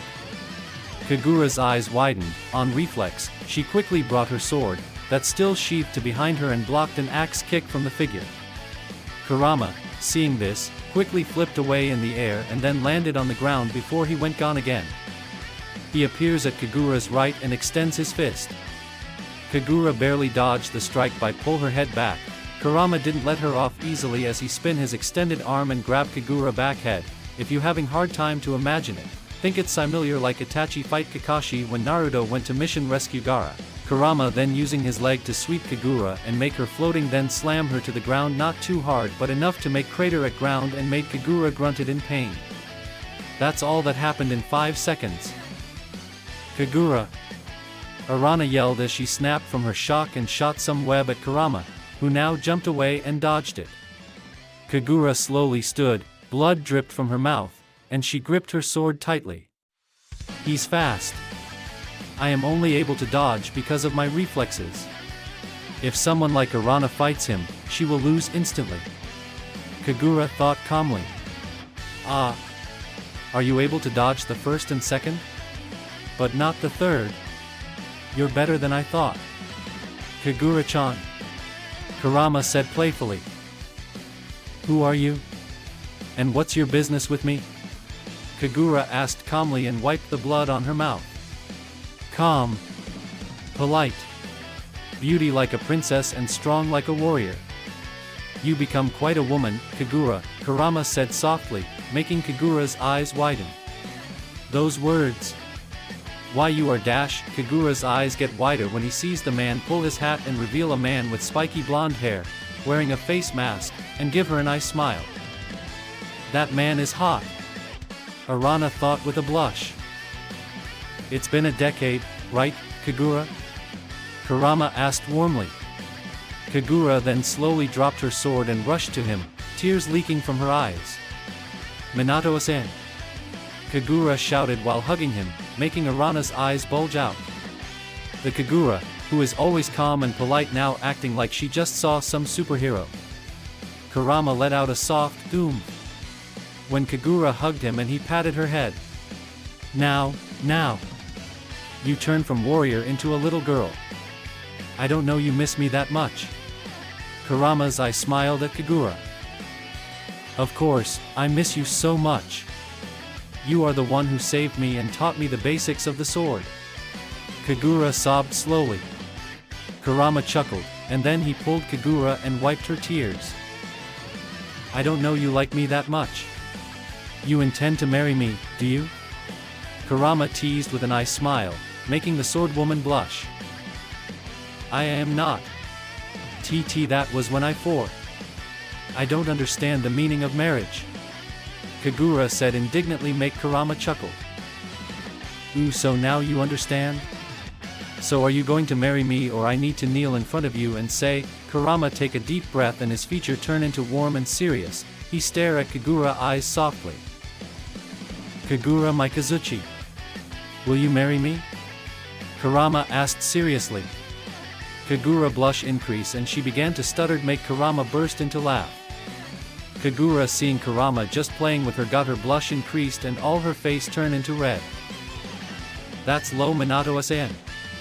Kagura shouted with massive blush on her face, make Kurama burst into laugh more. Arana seeing the scene can't help but shocked. Eventually she snapped and stepped forward.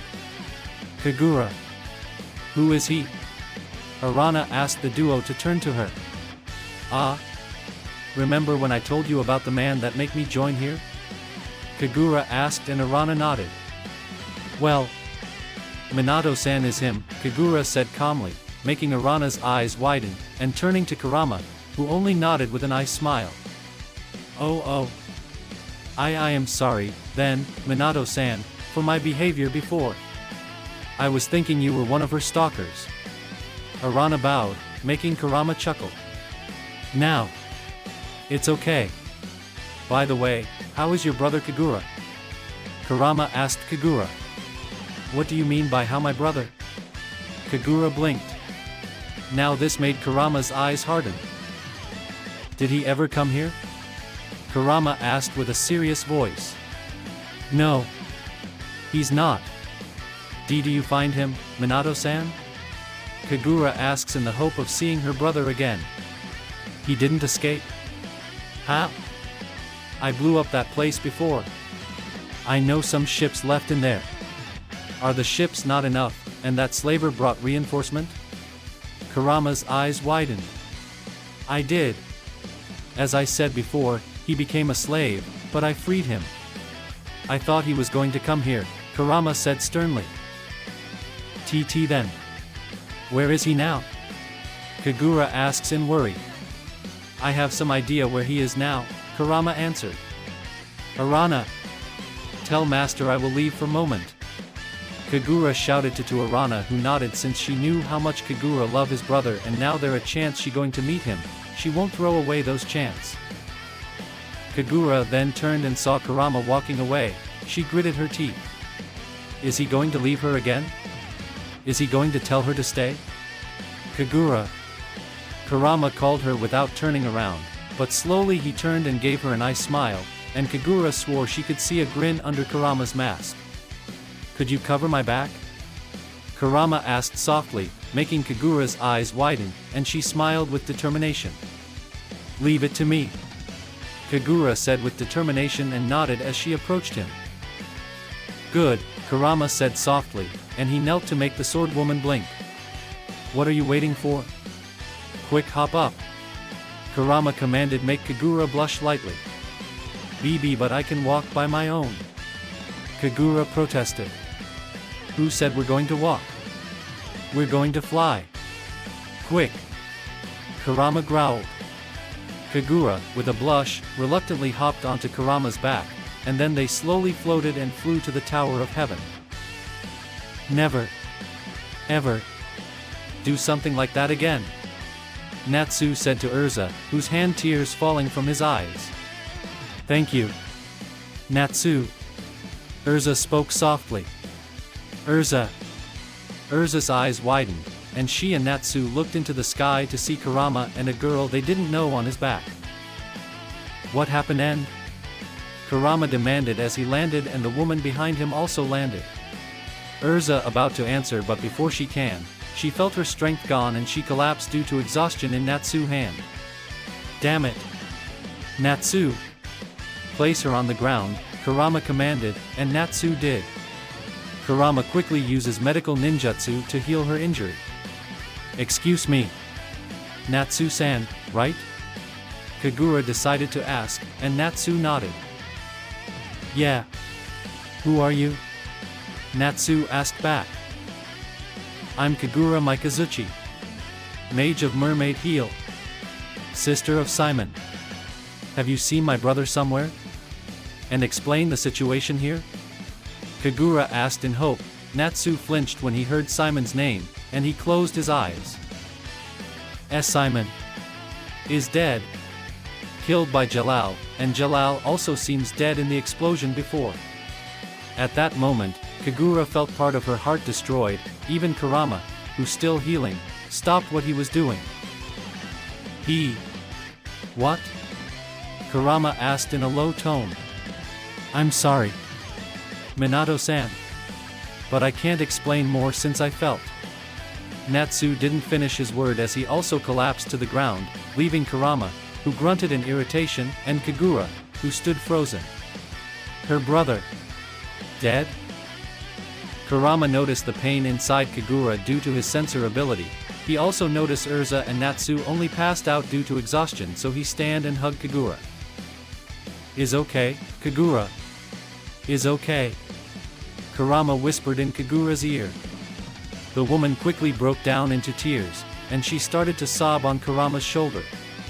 Kurama notices a few people approaching them, and he turns to look, the blonde-haired girl, the raven-haired man, and a blue cat that is always with Natsu, followed by 2 men and 1 girl. And Minato-san? Why are you here? Lucy, who had just arrived, asked. Kurama didn't answer. He was merely using genjutsu on Kagura to sleep, so she didn't act brash in this situation. He then placed Kagura on the ground and turned to the group. With crimson slit eyes make the group flinched. Start talking. Now.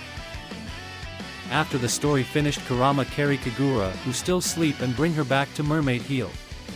He explained the situation to Kagura and comfort the young girl. He stay at city where Mermaid Heel Guild placed for few days in order to comfort the poor girl. When he see Kagura get better, he left without saying goodbye except give her some letter and told her to always be strong. It's already been a month since that event. Kurama has talked with Makarov.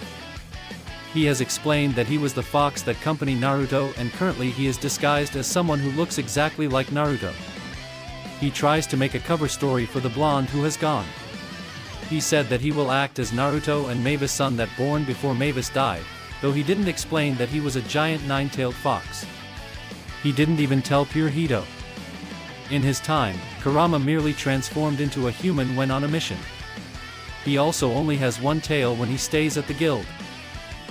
Kurama also tell him about Wendy, Mira Jane, Urza, and Kagura. Where Naruto clone tried to save Lee Sana, who now on Idolas. Where Naruto has teach Wendy and now leave her at cult shelter. Where Kurama himself come and rescue Urza, who still a slave. Makarov has explained to Kurama about Rob. Apparently the old man died because his body not strong anymore. He not like Makarov, so he falls sick and died. Kurama closed his eyes in order to mourn for him. After they done, Makarov nodded and understood. Kurama is not going to protect Fairy Tail in light but in shadow, just like Naruto planned to do until Naruto awakens again. Perhaps if the Guardian awakens, the duo will stand on the Fairy Tail side again. One day Kurama noticed that the parchment that warned him about Nirvana is glowing, indicating it's time to destroy it. Cult shelter.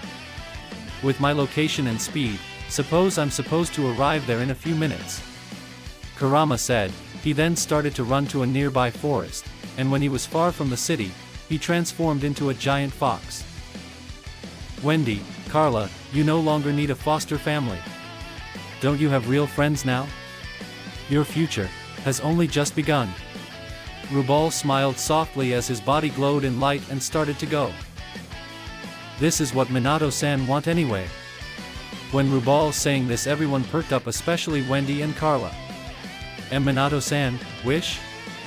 Wendy murmured, and Rubal nodded. He said that he wishes for you to join Fairy Tail when you are strong enough. The reason why I pick you to fight Oration Cease is to see how strong you are. And if you're strong enough, I was about to tell the truth to you and then tell you to join Fairy Tail. But who knows if Oration Cease is after Nirvana? It looks like destiny, Rubal chuckled. Master Rubal, what do you know about Minato-san? Urza quickly asked the old man, whose expression turned sad when hearing this. That man. He has seen war at age of so young age. He has bled at a young age. His comrade died. His friend died. His parent and family died. The girl that he loved also died. He alone in this world. He is still sane and kind, is a miracle. His life is terrible. I dare to say it's even worse than me. Rubal said sadly, and this made everyone wonder just who Minato is. As everyone knows, he is just someone who comes out of nowhere and saves them in the past. Ah. It's time. Looks like I'm able to rest in peace. Thank you, Wendy. Carla, Rubale said as his body turned into a particle. You owe me for this, Naruto. Don't forget your promise about Nirvana, old man, Rubal whispered, but Wendy was able to hear it. Naruto? Wendy thought confused, but before she could ask, Rubal was already gone. Wendy. Carla called her friend. Natsu-san, Lucy-san, everyone. Can I join Fairy Tail? Wendy said without turning around. Everyone from Fairy Tail grinned, hearing this. Of course. You can stay with us. Natsu answered without missing a beat. Wendy then slowly turned around with tears on her face. Thank you, Wendy smiled softly. Their moment is interrupted when they feel the ground shaking. Everyone, from Blue Pegasus, Lamia Scale, and Fairy Tail, turns and sees something far approaching them. And their eyes widen. It was a giant nine-tailed fox that was even bigger than a dragon. It rushed toward them fast. Everyone then prepared for battle just in case the fox attacked. The fox then slowly stops and gives a glare to them. Where is Nirvana? The fox asked, and the voice sounded demonic and made the air around them shake. What do you want to do to Nirvana?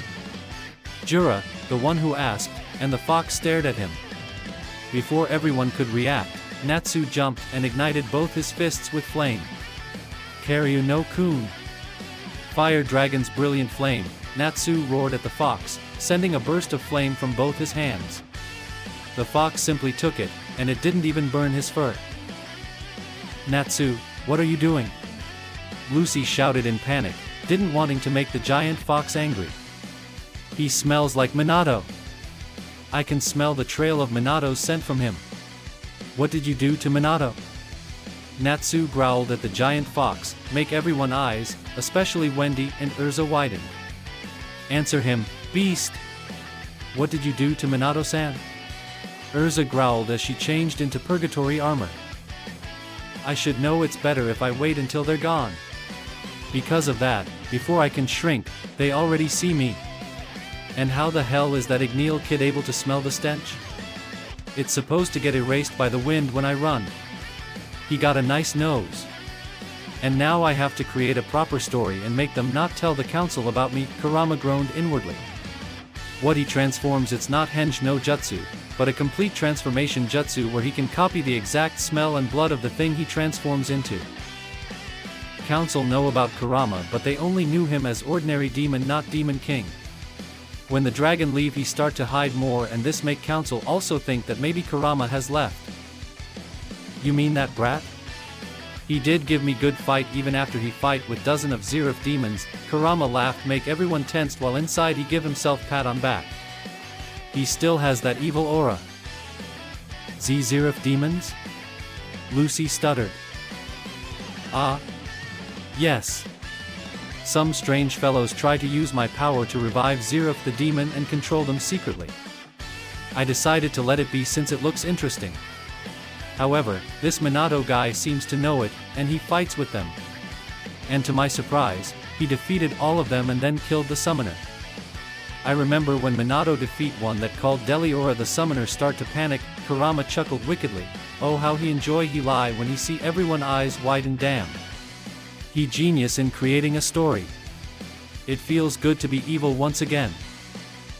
Meanwhile, everyone was shocked for some reason. The demon in front of them can create dozens of Zeref demons at the Deliora level, back with only a portion of his power? How strong is the demon in front of them? He is strong for humans. However, their battle destroyed part of my territory, and I can't let it go unpunished, am I? Kurama grinned evilly and showed his fawn. But it was your fault. You are the one who letting that man use your power to revive Zeref demons. Lion yelled in anger as he recalled what Deliora was able to do. It's not my problem. That man didn't disturb my sleep or my territory. If there's anyone to blame, blame that human, Kurama stated with a cold make Urza glare at him before he smirked. And to my surprise. Indeed, this Minato guy is a challenge. He is our interesting human after Zeref. But he's still no match for me. I'm the demon from Makai. Not like the one that pathetic humans create. I'm the incarnate of destruction and chaos.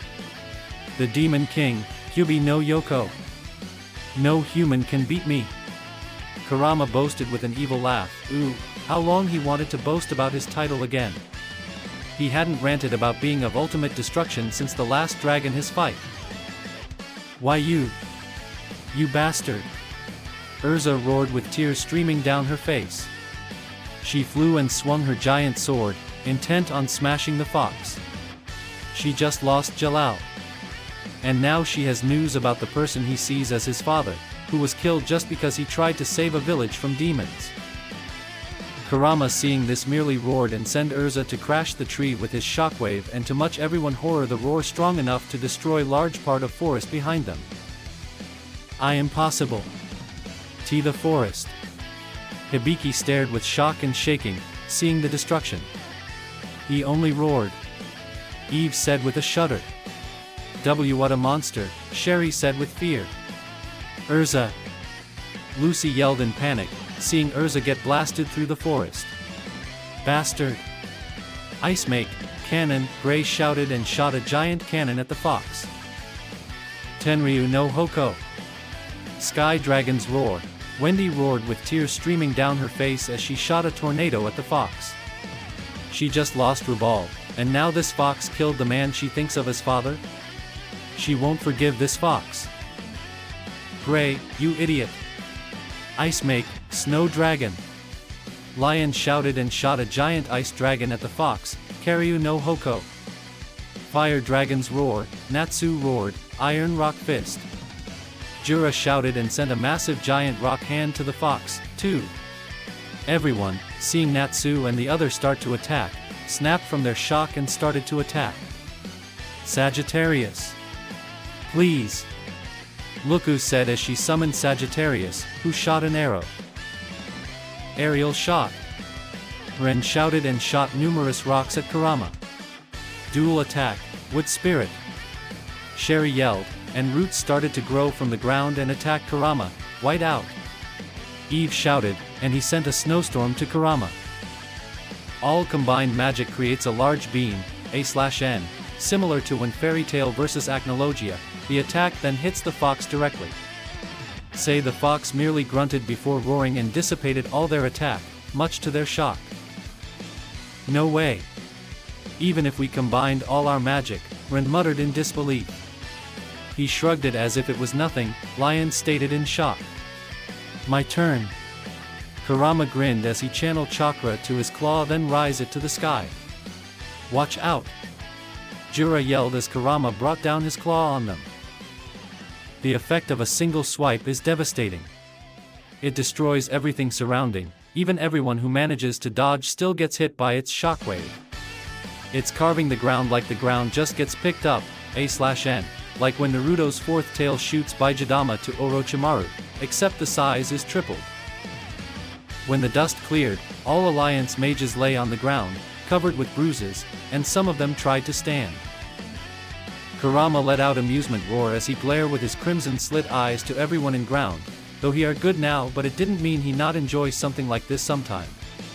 It has been a while since he has been able to boast his power freely to humans. He misses doing this sometimes. As such power. Only a single swipe of his claw. He can kill us if he wants. Jura thought with shock as he tried to stand. To think Minato-san can hold his ground against a monster like this. Wendy thought in awe and fear. The son of Igneel, daughter of Grandini. What an interesting bunch. Unfortunately, I fight with your two parents, and they still can't beat me. What made you two humans think you could beat me, while your parents, the dragon, even can't? Kurama roared smugly. This isn't good. This fox is definitely out of our league. We have to retreat, but we can't tell him where Nirvana is. Who knows what he intends to do with such a weapon? What should we do? Jura gritted his teeth. Everyone is okay? Jura shouted as he managed to stand, and everyone was then slowly able to stand, though it can be seen they barely held their ground. Yeah. But if he attacks us again with that? Lion panted. We're finished. Gray finished with blood pouring down from his forehead. Damn it. Natsu growled as he panted. How are we supposed to beat him? Sherry said weakly. In times like this, the question is not how we're going to beat him, Sherry, Lion answered with blood dripping from his forehead and mouth. It's how to survive him? Lion said in a grim tone. Just tell me where Nirvana. I won't kill you all if you tell me, Kurama said smugly. We won't tell you. You demon is going to use Nirvana for yourself. You killed Minato-san. I will avenge him. Urza roared as she came from the tree with several wounds and bruises. That roar once hit her very strongly. It's like being smashed by a mountain. She is barely able to stand now. Kurama blinked before his face turned blank. Who said I kill him? Kurama deadpanned, making everyone blink. Urza then blinked before she spoke. But. You say dash. I said, I beat him, but I didn't say, I killed him, Kurama stated with a blank face, making everyone sweat drop.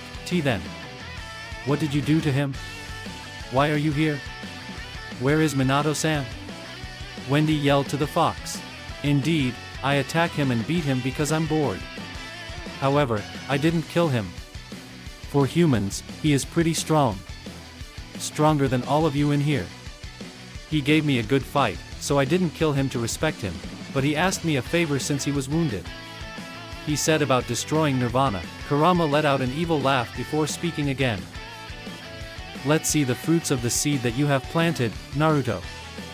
Kurama grinned evilly. I said yes. As long as he gives me something precious. After all, humans have to give something precious to the demon to gain one wish. Kurama grinned wickedly, making everyone flinch. What did he give? Lucy asked. She feels she's not gonna like what the fox is going to say. His memories. All of them, Kurama stated. This made everyone shocked, and tears fell faster from Wendy's eyes. No. Urza murmured, all the memories of Minato when talked to her and saved them in war between Phantom Lord then flashes back on her mind. And now when Minato see her he won't even know her. Why you bastard? Give him back his memory. Natsu shouted, and the fox let out a laugh. Sorry brat. He has make a deal with me, a demon. Even Kami won't be able to return his memory. Once you make deal with demon then there's no turning back, Kurama stated with evil grin. Then, take part in my memory. And give back some of his. Wendy shouted, making everyone. I'm afraid I can't do that either. He will lose his memories. End of stories. Even if you can kill me, which I very think is impossible. His memory still won't return. Pathetic human. Now tell me, where is Nirvana? I won't ask anymore, Kurama asked again. Jura, the one who speaks, sees that the fox is not interested in using Nirvana, instead wants to destroy it. It's there. You can find it there. It's pretty big, you're going to be able to see it, Jura answered and pointed in some direction. I'm not wasting my time to looking for it. Kurama roared and opened his mouth, then create Bijidama. Everyone present can feel the power from the ball that created in Kurama mouth. The ball size increased until at about 1/4 of fox size. The fox then shot the ball that turned into crimson beam to the forest where Jura pointed. The beam destroyed everything around the way and still went through. Everyone closes their eyes and tries their best not to fly from the explosion. They are barely able to hold their ground and not get blasted away because of the wind. When the wind seemed to calm and the dust cleared, everyone slowly opened their eyes and stared in shock. The forest is gone. Nothing is left, even Nirvana is gone. It even created a very large crater in middle of the forest that become Deathland now. Such power. Hibiki muttered in shock. Even Jupiter is not that strong, Eve murmured. It looks more like Ether Ion than Jupiter, Jura commented with shock. HN. That was nothing.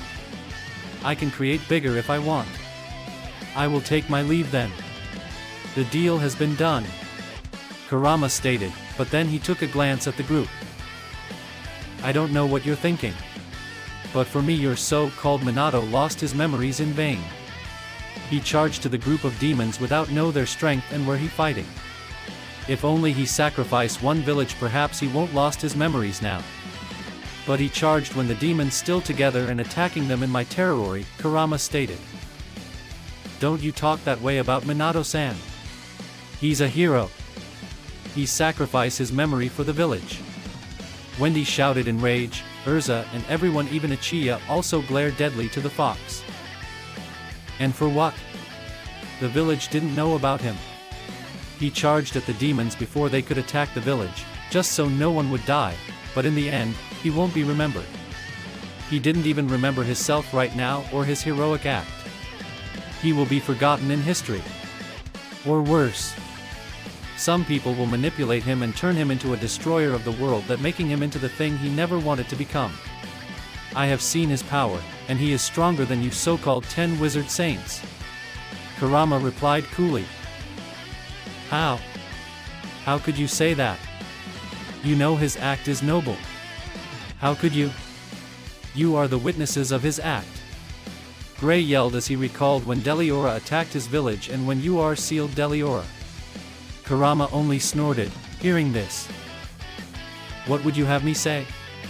His act is noble and going to be remembered forever? Ridiculous. I am not here to comfort you. I don't understand why you're all so fixated on him. Minato must have seen this coming from the start. If he couldn't see it coming, the fault lies in his foolishness. Laughing him off as an idiot would be sufficient. How do you charge to enemy that you don't know they are capable of alone? If it were my friends charged without first gauging their strength, I'd be infuriated by their stupidity. Kurama stated coldly. In the end, he lost all he had because his stupidity. He acts as a hero, but no one knows him. He does not exist. And he is still babbling about peace. Peace is merely an illusion, Kurama continued. It's not illusions. Wendy yelled, surprising everyone. Fool little girl. All you see now is merely fake peace. Don't think I am wrong, it is the human nature to fight one another, to harm. You may think that it is a peaceful world, but it is nothing but an apparition, a false peace if you will. There are mages out there who rape women, men who rape and kill, who enslave women and children into the black market, and simply kill for power. Your council hungers for power, no matter how morally good or wise it thinks it may be. I've seen all of this, I've lived for 1,000 years and seen that all. I've seen the pain in children's eyes when they were enslaved, the pain, look, and scars upon women, and I have seen many deaths, from mages all alike, those who had served under the council, and those who follow in hopes of awakening Zero. Greed fills their souls like a despot of sickness and virulence. It spreads to each human's heart, their pride, their lust, their gluttony, hate, and envy on their kind like a disease that can never be cured. Nothing is worth saving those abominations from themselves. They were never in danger to begin with. The only danger is themselves. no matter how much you deny it. You humans are nothing more than trash among trash, Kurama replied without missing a beat, and everyone who heard this lowered their head. Jura knows what it means since he was the wizard saint didn't answer. The council is hungry for power, and it's true. They think they are superior because they lead them and save them, but what they forget is that without citizens, they wouldn't exist. It's maybe hard. It's not easy, Wendy murmured as memories of Minato's smile to her appeared. I know hatred is spreading in this world. Minato-san also know it. Wendy said more loudly with tears starting to rolling down her face and got everyone's attention. I can tell that hatred is spreading in this world. And I wanted to do something about it. But I don't know what. But I believe that someday in this world, the day will come when people truly understand one another. Minato said proudly before he turned to Wendy and gave the little girl a nice smile. And if I can't find the answer, will you do the honor and find the answer for me? Watashi no Musum? My daughter? Minato asked with a gentle tone. But if we do something, we can stop it. But I don't know what to do. But I believe that someday in this world, the day will come when people truly understand one another. We just need to fight. Fight with all we've got. Don't fall into the darkness. Keep walking in the light. That was what Minato-san told me. And I will do it. I will honor the man whom I think of as father. I would continue his will. Wendy shouted with determination. Everyone stared with awe at the chibi girl. Kurama inwardly smiles seeing Wendy. He swore he saw Naruto when he was young behind Wendy, giving him his determined grin. Jura, hearing this, smiled when hearing Wendy answer. Such a wise word. Come from the little girl. This Minato person must be a great man if he can make this little girl say such a thing, Jura thought with a smile. Yeah. What Wendy says is true. We can't give up. We are Fairy Tail. The guild with a never-ending adventure. We will look for the answer until our death. Peace will come to this world. Natsu roared with a grin. Even if Minato-san doesn't remember, his belief will live inside us. Inside everyone he has saved. You can't erase that belief without killing every human. Urza stated. Yeah. His belief will be passed on to us. Gray yelled. Fairy Tail won't give up. Lucy added. Happy shouted. I don't know much about Minato Dano, but he is an honorable person and a great man. And I'm grateful I have heard about him. His belief will be alive inside me, Jura stated. And us, Lion said as he stepped forward with Shelly. And we too, Hibiki said with Eve and Rin standing on his side. Men. Ichiya stated. Kurama looks into the group silently before he chuckles and turns into a full laugh, which is scary when he does it with his demonic voice. Ha ha ha ha ha. Damn. Looks like that man is true about you all. Kurama laughed, making everyone confused. I also asked the same question to Minato, and he answered it just like what that little girl spoke, without missing a beat. Then he offered me another deal. If there's a group that has the same answer as him, I have to return his memories. Kurama smirked. This made Wendy's eyes widen. Is that mean dash? Yes. He will get his memoirs back. To think I'm being outsmarted by a human. But oh well. I don't care. I don't care about anything, including this world. As long as you don't attack me or disturb me, I won't attack you. But if I'm bored and you're on my way, maybe I will attack you like Minato. You humans are a strange creature. Sometimes you can be crueler than us demon, but sometimes you can more kinder than an angel itself. Kurama said as he turned around. Before I forgot. Minato gives a message if the group's answer is right. He said don't tell the council about me and him. I don't know why he asked you to hide me. But like I care, Kurama laughed. He was about to leave, which made everyone sigh in relief, but Wendy stopped him before he could leave. Wait, Juubi-san. Wendy yelled, make the giant fox turn to her. What is it? Kurama growled, can you tell me where Minato-san is now? Wendy asked. I don't know. He could be dead right now. The wound I gave him is very deep. But oh well. It's not my problem, Kurama said with an evil laugh. Before anyone could protest, a crimson flame engulfed Kurama's body, and he was gone. Minato-san? Wendy said with worry, but Natsu placed his hand on her shoulder. Hey! Don't worry. Minato was able to outsmart that demon before when they made a deal, right? I'm sure he will be okay. He's strong guy after all. Natsu said with a big grin, making the girl look at him. Yes.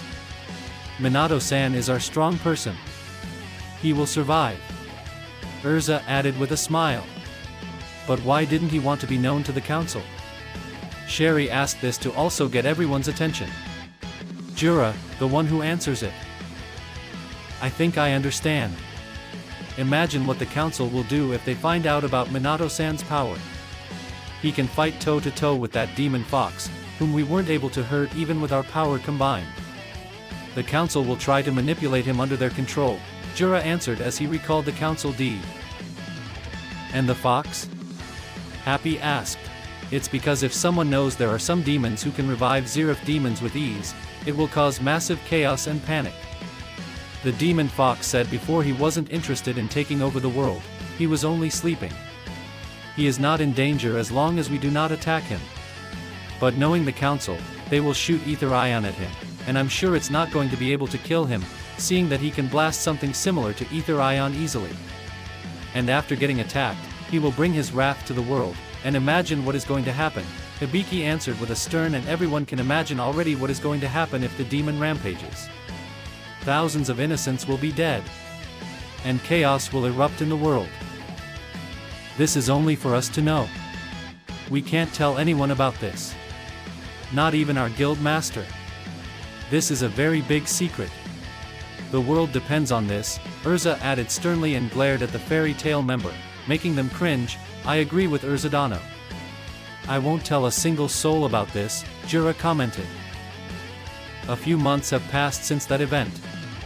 Kurama, who travels around the world, went back to Magnolia, is surprised when he sees Lee-sana back. He asked Makarov secretly what had happened, and Makarov explained about Idolos. Kurama nodded in understanding and stated that Naruto will be happy when he finds out about this. Makarov also explained that next week, they are going to hold the S-Class Mage promotion trial and invite Kurama to watch. Kurama said that he won't come since he has already been there many times and has seen what they're capable of. Kurama then asked who the mage that would take the exam, and Makarov gave the list of participants to Kurama. Natsu Dragneel, Grey Fullbuster, Kana Alberona, Levi McGarden, Elfman Strauss, Juvia Loxer. Kurama smirked and said as he expected. He thinks that Kana, Elfman, Natsu, and Grey are to be entered, but Juvia is a little surprised for him. Kana, due to her leadership personality, Elfman, Natsu, and Grey, due to their bond and strength, Levi, due to her brain, but Juvia still confuses him, though he didn't care. Kurama, after that, decides to leave. Everything is ready, Master Hades. A feminine voice spoke. Good Altair. Next week we will take down Fairy Tail, Hades said. Kihahaha che. Why don't we burn those fairies now? A male spoke. Yes. We will exterminate them, said another one.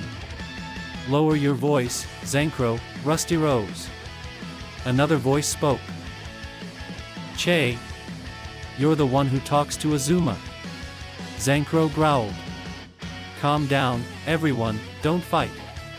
It's not good to fight each other, another male voice spoke. True what Zoldio said. You two shouldn't fight, another male voice added. How noisy. Another female voice sighed. Now, Mirdi, don't say such a thing. It's okay to be noisy sometimes, Altair giggled, and the girl only nodded. Silence, all of you. Hades yelled, and everything became quiet. We will do according to the plan. I don't want to hear you all bickering, Hades said sternly. Yes, Master Hades, everyone answered, and Hades smirked, but then his face turned serious. Remember. If you all see him, make sure you run. He is out of your league, Hades said sternly. What's so special about this person, Master Hades? He just looks like an old relic to me, Zancro scoffed. You don't understand Zancro. I have seen what this old relic can do. Unlike Mavis or other fairy tale members, he didn't hesitate to kill. He didn't care who you were as long as you hurt his comrade. You're going to learn a painful lesson from him, Hades said sternly. Che. Surely he is not stronger than you, right, Master Hades? Rusty Rose said smugly. I don't know about that. He was strong when I was with him. Forget strong. If I recall, he's like a god. How I didn't recognize the similarity between him and Zeref before is beyond my knowledge, Hades sighed. Similarity? Altair asked, and Hades nodded, yes. After all, he was Zeref's descendant who lived to atone for his ancestors' sin. Give up. You are being cornered. Please come with us, brother. You have lost. Two shadow figures stand in front of another figure that wears a complete black hood. I'm sorry Wani-sama, Onia-sama. But this isn't over. This is just the beginning, the man in black hood said smugly. The beginning? Otudo. Please give up. Come home. Two-sama will forgive you. The woman in the shadow pleaded. Yes, brother. We know you hurt because I dash. Do not speak her name. The man in the hood growled.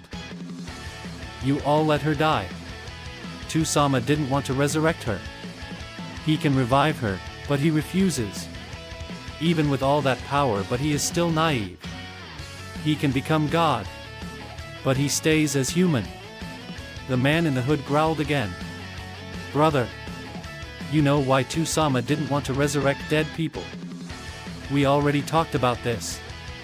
The man in the shadow yelled. I don't care. If he didn't want to do it, then I have no choice. I'm sorry, Wani-sama, Onie-sama, the youngest brother said in a sad tone before he clapped his hands together and started to make hand seals. That technique. The woman said with shock as she recognized the energy signature that gathered around the man. Wait. Brother. Stop. That's forbidden. We don't know what's going to happen if you use that. Stop. The man in shadow yelled and moved to stop his brother, but it was too late. Brother. Otudo. A bright light engulfed the man in a hood, and with a flash of light that blinded the two shadow figures, the young brother was gone. Damn it. The man in the shadow growled in frustration. Two-sama won't like this, the woman murmured. Indeed, I am. The two figures froze when they heard the familiar voice. Two-sama. The man said in surprise as he turned to see his father. Two-sama, we apologue dash, the father raised his hand and halted the woman's words before he sighed. Don't. I already heard everything by using magic to strengthen my ear. The father of the two shadow figures sighed. It's my fault.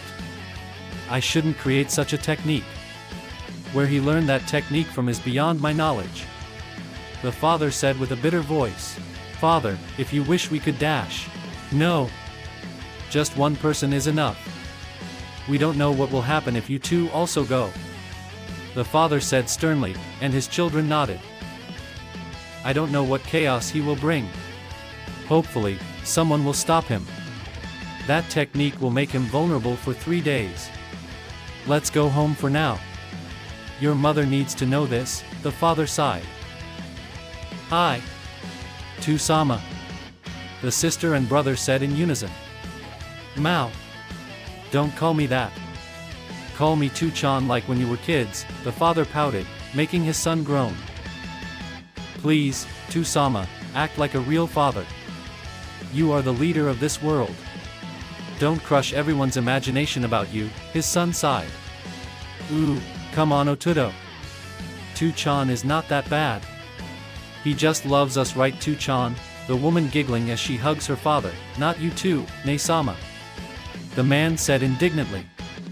I love you, Muzum. The father hugged her back. Ah. Thanks Tu-chan. I swear only me the one who is normal in our family, the son murmured, making his father and sister laugh before his father turned around with a serious face. I don't know how far he's gone or what he brings with him. But be careful.